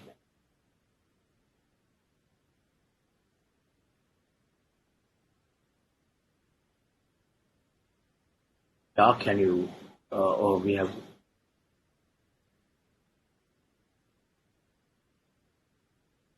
and also see how I have retained the same input throughput model to put together the various elements of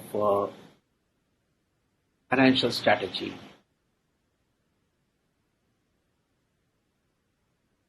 With reference to the specific content of the financial strategy, the internal factors and the external factors.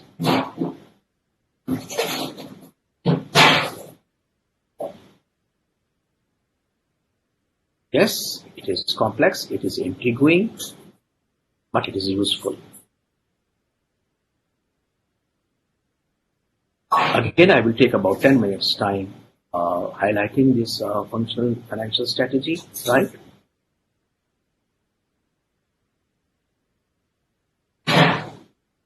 You know how it attains the strategic objectives. Now, for example, on the liability side, if you look at the capital structure and cost of capital is a huge strategic lever. So if somehow you are able to reduce your overall cost of capital, which is marked by KO, weighted average cost of capital, then you are able to leverage your economic value added and also even market value added, right? I hope you are aware of these concepts. Let me kind of put a query here. And if you are not, I will elaborate these concepts for sure for your benefit.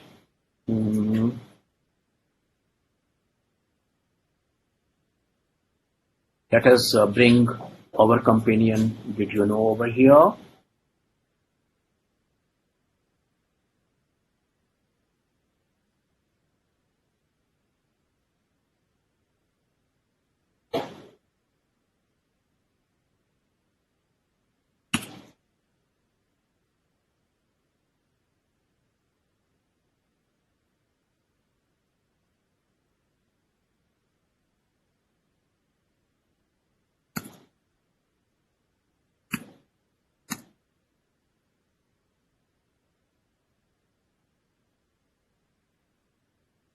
Please tell me whether you are aware of these concepts. Because if you are aware, that saves me time, and I can dramatize the impact of financial strategy on the performance of the firm. In case you are not, please indicate it candidly on the group.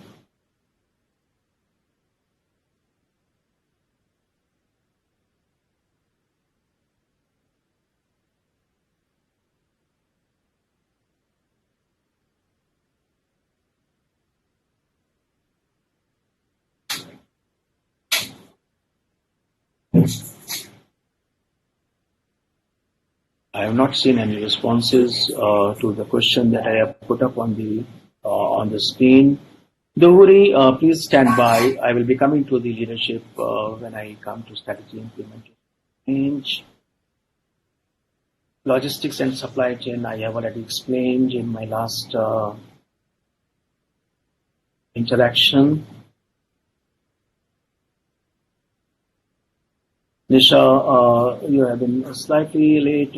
We have moved to finance, but I will definitely revert to your query on the difference between relationship marketing and CRM.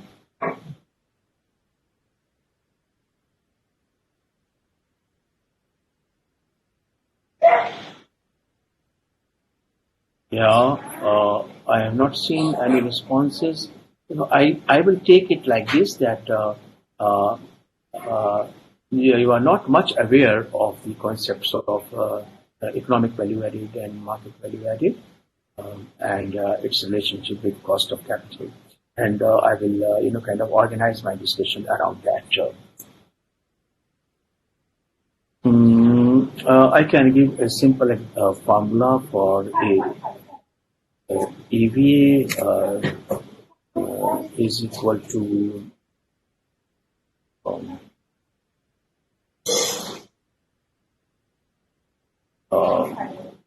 profit before interest and taxes into cost of capital.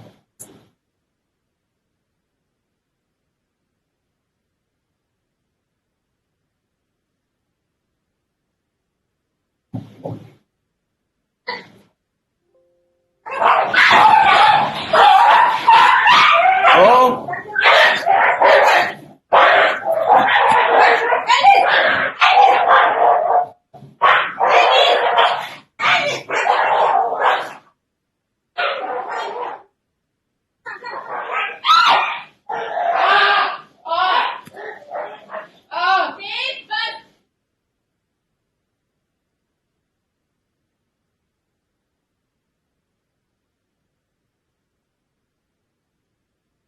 so as you can see, I have written the formula of calculating um,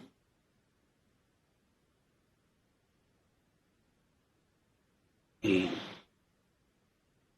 I can convert it into notepad. Why I take PBIT, maybe net operating profit after taxes, right? That becomes the exact measure of capital employed. You see that I can calculate the economic value added with reference to profit after taxes and the overall cost of capital employed. So as you can see that if my KO is low, then my EVA will be high given other things constant. So capital structure, for example, decision has a bearing on the market value of the firm. Those who have done a course on financial management probably would like to argue that Miller and Modigliani say that the capital structure is irrelevant to the investors. But as we have demonstrated, that to the extent that it has a bearing on cost of capital, it enhances the economic value added, and that's where probably the firm it provides a strategic lever to the firm, right? So, and internally, you are already aware of the operation of financial leverage and trading on equity, how it can help the firm to maximize shareholders' returns, which is an objective of the strategy, right? So this slide, as I said, is very comprehensive in the sense it provides you at a glance the entire financial management and accounting. Let me elaborate it a little bit. Starting from the left, so I'm looking at the core elements written in blue. The money value of inputs and used or consumed is called expenses, and money value of output sold is called revenue. Revenue minus expenses, profit. So if I do a little bit of mathematical tautology, expense plus minus profit or loss becomes revenue, right? Recall your fundamental accounting equation that every entity has resources. So resources owned and controlled by the firm are called assets. The asset mix is a part of your capital budgeting, right? Investment plan, fixed assets plus net working capital is your investment capital, right? And this may come either from the owned resources, the capital, or from outside resources called the debt or liabilities. So fundamental equation of A is equal to L plus C, holds together. And how these assets are used as inputs convert into revenue. So this entire operating cycle, you can see this is in financial management terminology called working capital management cycle. And how from the point of view of strategy, decisions such as owning or leasing the assets, provide a leverage. Many times there can be capital investment can be a huge entry barrier for the firm, right? In the aviation industry, for example, you have to buy aircraft, right? Each aircraft costs a lot. But what if you could obtain the aircraft on the dry lease, or maybe even the wet lease? Did you know that those entire chartered buses, the fleet of chartered buses, is run by the people who do not own those buses, right? So what the word charter means? the operator charters the entire bus from the bus owner, plies it on a particular route, collects the money, and keeps his cut and gives the daily or monthly rental of the bus to the bus owner, right? The distinction between dry and wet lease is that in the wet lease I am only leasing the bus. In the dry lease, in the wet lease I will be having the bus as well as the driver as well as the conductor, right? So that's how this leasing business goes. But it will all depend upon the external factor. How good is the market for leased assets? So if the market is not good, then of course owning of the assets is an option. And if you don't have that deep financial pocket, it will become an entry barrier for you. So I think the case scenario of these chartered buses and airlines in the transport sector, gives you a very good example of how financial strategy provides a competitive advantage to the firm. Let me see if there are any questions so far, because finance is an esoteric, complex subject. Yeah, Pranjali, I hope you are now clear about the concept of economic value added and its relationship with cost of capital. As for MVA, okay, let me elaborate, these concepts even further. I go back to the screen that I used for this. I hope the calculation of economic value added is clear to you. I will elaborate this idea even further now. I'll just a minute, give me time to enhance the font size so that you can see it over here itself. I hope it is visible to you all. Now, you know that this KO that we have used here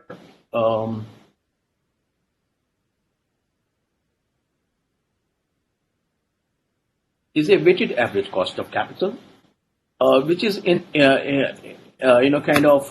turn the weighted average of the cost of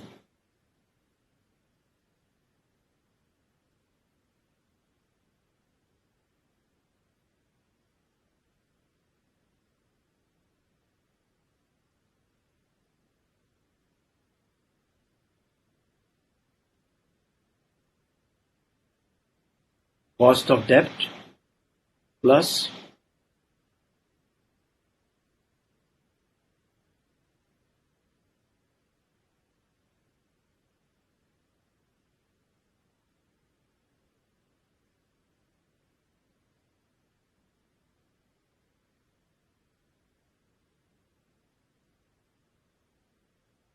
cost of equity, right? Now, the weight, what are the weights? Weights are the amount of okay.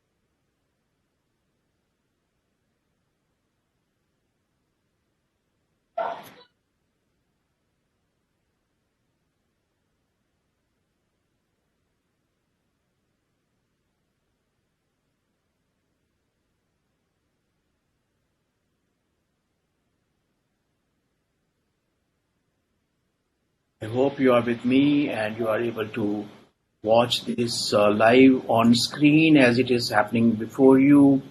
And what the point that I'm making with respect to EVA and MBA is that when I am looking at the amount of debt, for example, debentures in the balance sheet and the equity share capital in the balance sheet at their book value, I am calculating EVA. But the moment I substitute the market value of shares, so what price the market shares are being sold at the market, then I get a market value added. So I hope I have been able to clarify these concepts. At times an argument is raised, which of the two is a better measure, but you will appreciate the share prices keep on fluctuating. So MBA will never ever be stable. So people, strategic theories argue that EVA is a better measure. In fact, we will be using this concept even when we are doing strategy evaluation. So when we recourse to market-based evaluation of strategy, how market responds to the chosen strategy, we do use the concepts of EVA and MVA. I hope the concepts are clear. And more than these concepts, I guess, what should be clear to you is the fact that finance can be a great strategic lever. Mansha, you have mentioned that debt and preference shares. Yeah, of course, it will all depend. If you have in your capital structure those elements of funding, yes, it will also come in over there, definitely. So much so for the financial strategy, as I mentioned, and how, for example, this strategy determines your growth in terms of mergers and acquisitions, because you have to see whether there is a market for capital control and how the markets are regulated, for example, especially with reference to predatory mergers and acquisitions, right? What is the institutional arrangement of the property rights? So all this it becomes a source of strategic advantage to the firm in its own right. But of course, finance is said to be the lifeblood of business. It is also utilized for the realization of your business level and corporate level objectives, right? Just to give you more examples on how this financial maneuvering, an important part of finance is tax. How the tax breaks can be utilized to determine the strategic advantage. For example, and now here we do a simultaneous discussion of the various functional strategies. For example, when you look at location, which is an operations management decision, and you are making a choice about the business location, that there is a government policy on location which gives you various types of fiscal incentives. Just a couple of minutes back, I talked about pharmaceutical industries, shifting their businesses to Sikkim. And there I gave the reason of GMPs, good manufacturing practices. But apart from that, Sikkim government is offering them 10-year tax break. So, so tax breaks, enhance the attractiveness of a destination, investment destination.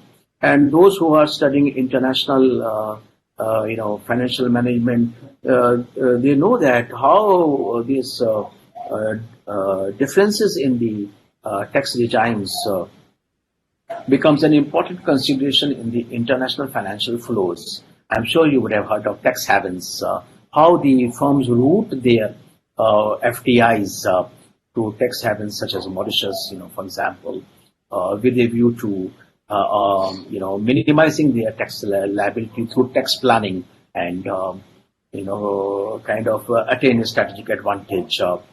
Some prominent business houses of India have used tax planning in a very effective manner to take the investment breaks, investment allowances, and avoid kind of paying taxes on the income earned by very judiciously mixing their investment decision in sync with this kind of tax provisions.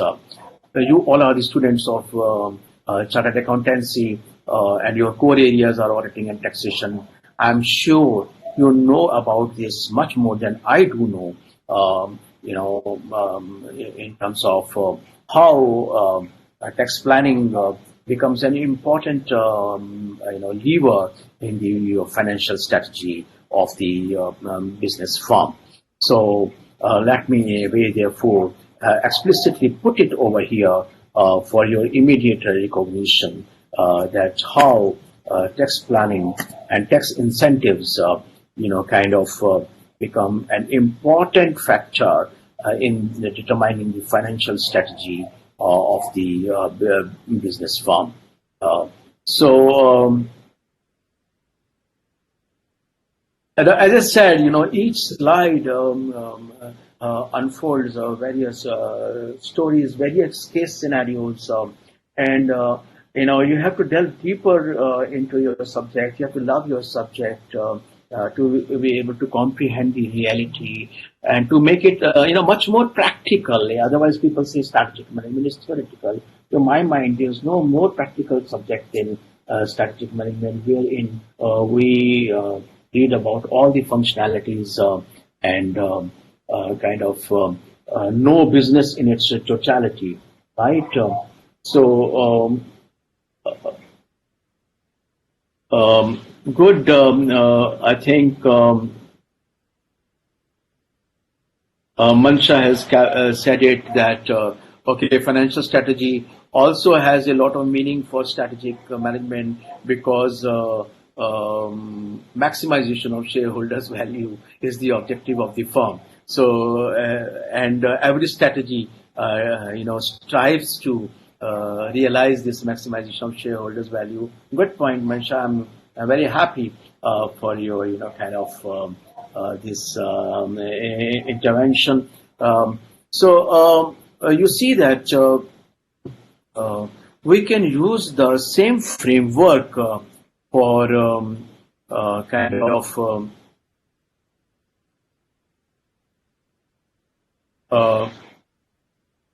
describing the various strategies. I have focused in this session on three important functionalities, that is the financial, and then the marketing, and prior to that, operations, right?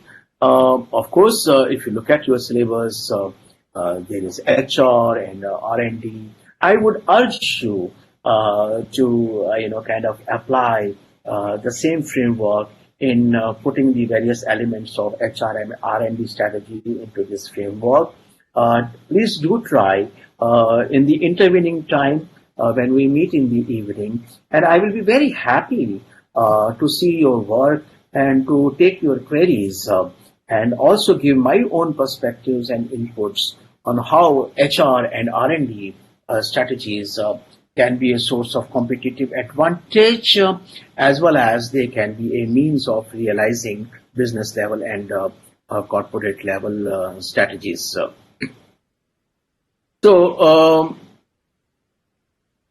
in this session, I also intended to take up Chapter 7 on organizational structure and strategic leadership. I realize that we may not have time for this taking up these issues. However, I will take up the questions that came up on the group, so that at least your queries do not remain unanswered. Definitely, when we meet in the evening, I will be devoting half an hour to Chapter 7 and maybe 45 minutes on Chapter 8, and then we will retain some time for Q&As to wind up this 10-hour marathon on strategic management. You have been very patient and very participative learners. I'm very happy. And I hope you have found the session engaging and inspiring enough to encourage you to go back to your study material and maybe to go back to Google and do more research on the topics of your interests and concerns. The questions that came up for on the group pertain to, for example, matrix structure. In fact, there was a question on, the evolution of the matrix structure and the kind of framework given by David and Lawrence, who are the prominent authority on the evolution of the matrix structure. A quick bite, a 5-minute bite on the story of the organizational structures. You will appreciate that, and probably we did talk about this in our first session last morning. That I can look at, a kind of a story evolving out of organizational structures, starting from the simple structure where there is a boss and subordinate relationship, typical of a particular shop, where there is the owner and there are a couple of employees, maybe a single employee. And then we move from the simple to the functional structure, wherein we divide the work and we also try to attain specialization. And then from functional to we move to divisional with a view to focus on. I will enhance the font size for greater visibility. I will be elaborating these issues definitely in the evening, but for now, just to contextualize the matrix structure, I thought that I will clarify these things. And as you can see that we move to the divisional structure. Now, matrix structure becomes a kind of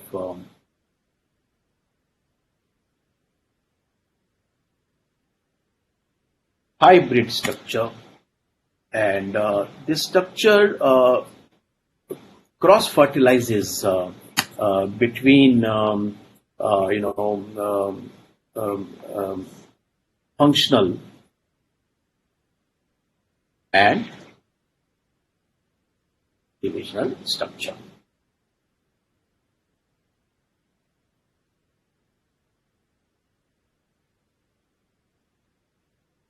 Why this hybridization or crossbreeding becomes important?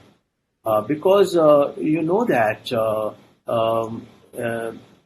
in the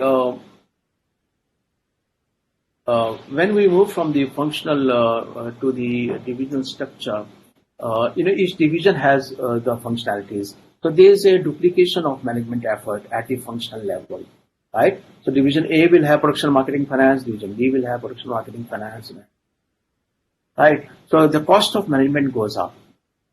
To stay competitive, I have to bring down my cost of management also, and therefore I have to work out a kind of a matrix. And you know that the matrix is an arrangement of kind of rows and columns, right?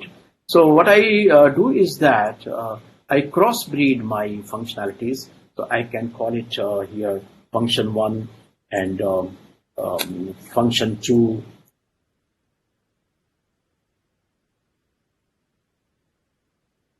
And function 3.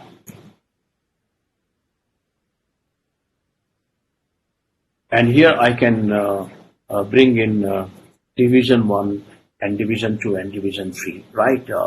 So we shall see in our later session that this form has evolved over a period of time to successive things. When the business environment became more complex and watertight functional departments and divisions were ceasing to be competitive. We had to evolve means of cross-functional teams for competitive advantage. So we start experimenting with hybridization, and later on, these cross-functional teams got stabilized into product and branch, kind of divisions, and on their way to a mature matrix. So in my evening class, I will be telling you a story about the structure, and I will be bringing about the dynamics of organizational change and change in the business environment that results in this, story behind the structure. And in a way, I will also be dramatizing the relationship that we examined yesterday on the relationship between strategy and structure, whether structures are malleable, they are changeable to suit the requirements of the strategy. So thank you so much for participating in this particular session. Let me have a quick look if there have been any concluding questions on the group. I still have 2 minutes time for this session to end. No, I guess there are no more questions as I can see on the group. I look forward to another exciting and engaging session wherein I will be taking up chapter 7 and 8, and I will be also saving some time for QAs across the entire syllabus. Okay, this is a question, interesting question by Mohan T. on financial engineering. How we come out with innovative financial, products, how we securitize our assets to generate more money, is it not? For example, if I have properties, right, I can convert those properties into securities, and I can obtain loans against the property, and then I can raise more money out of my assets, right? So financial engineering is that branch of finance where we are continually, inventing, financial products. A very important financial engineering product is what is called SPV, special purpose vehicles, right? Wherein we take certain, assets and liabilities off balance sheet by creating the special purpose vehicles. And if you have done a course on corporate governance and corporate laws, you know that this financial engineering has also been responsible for the various scams and scandals that have occurred in the corporate world. Thank you so much. I sign off for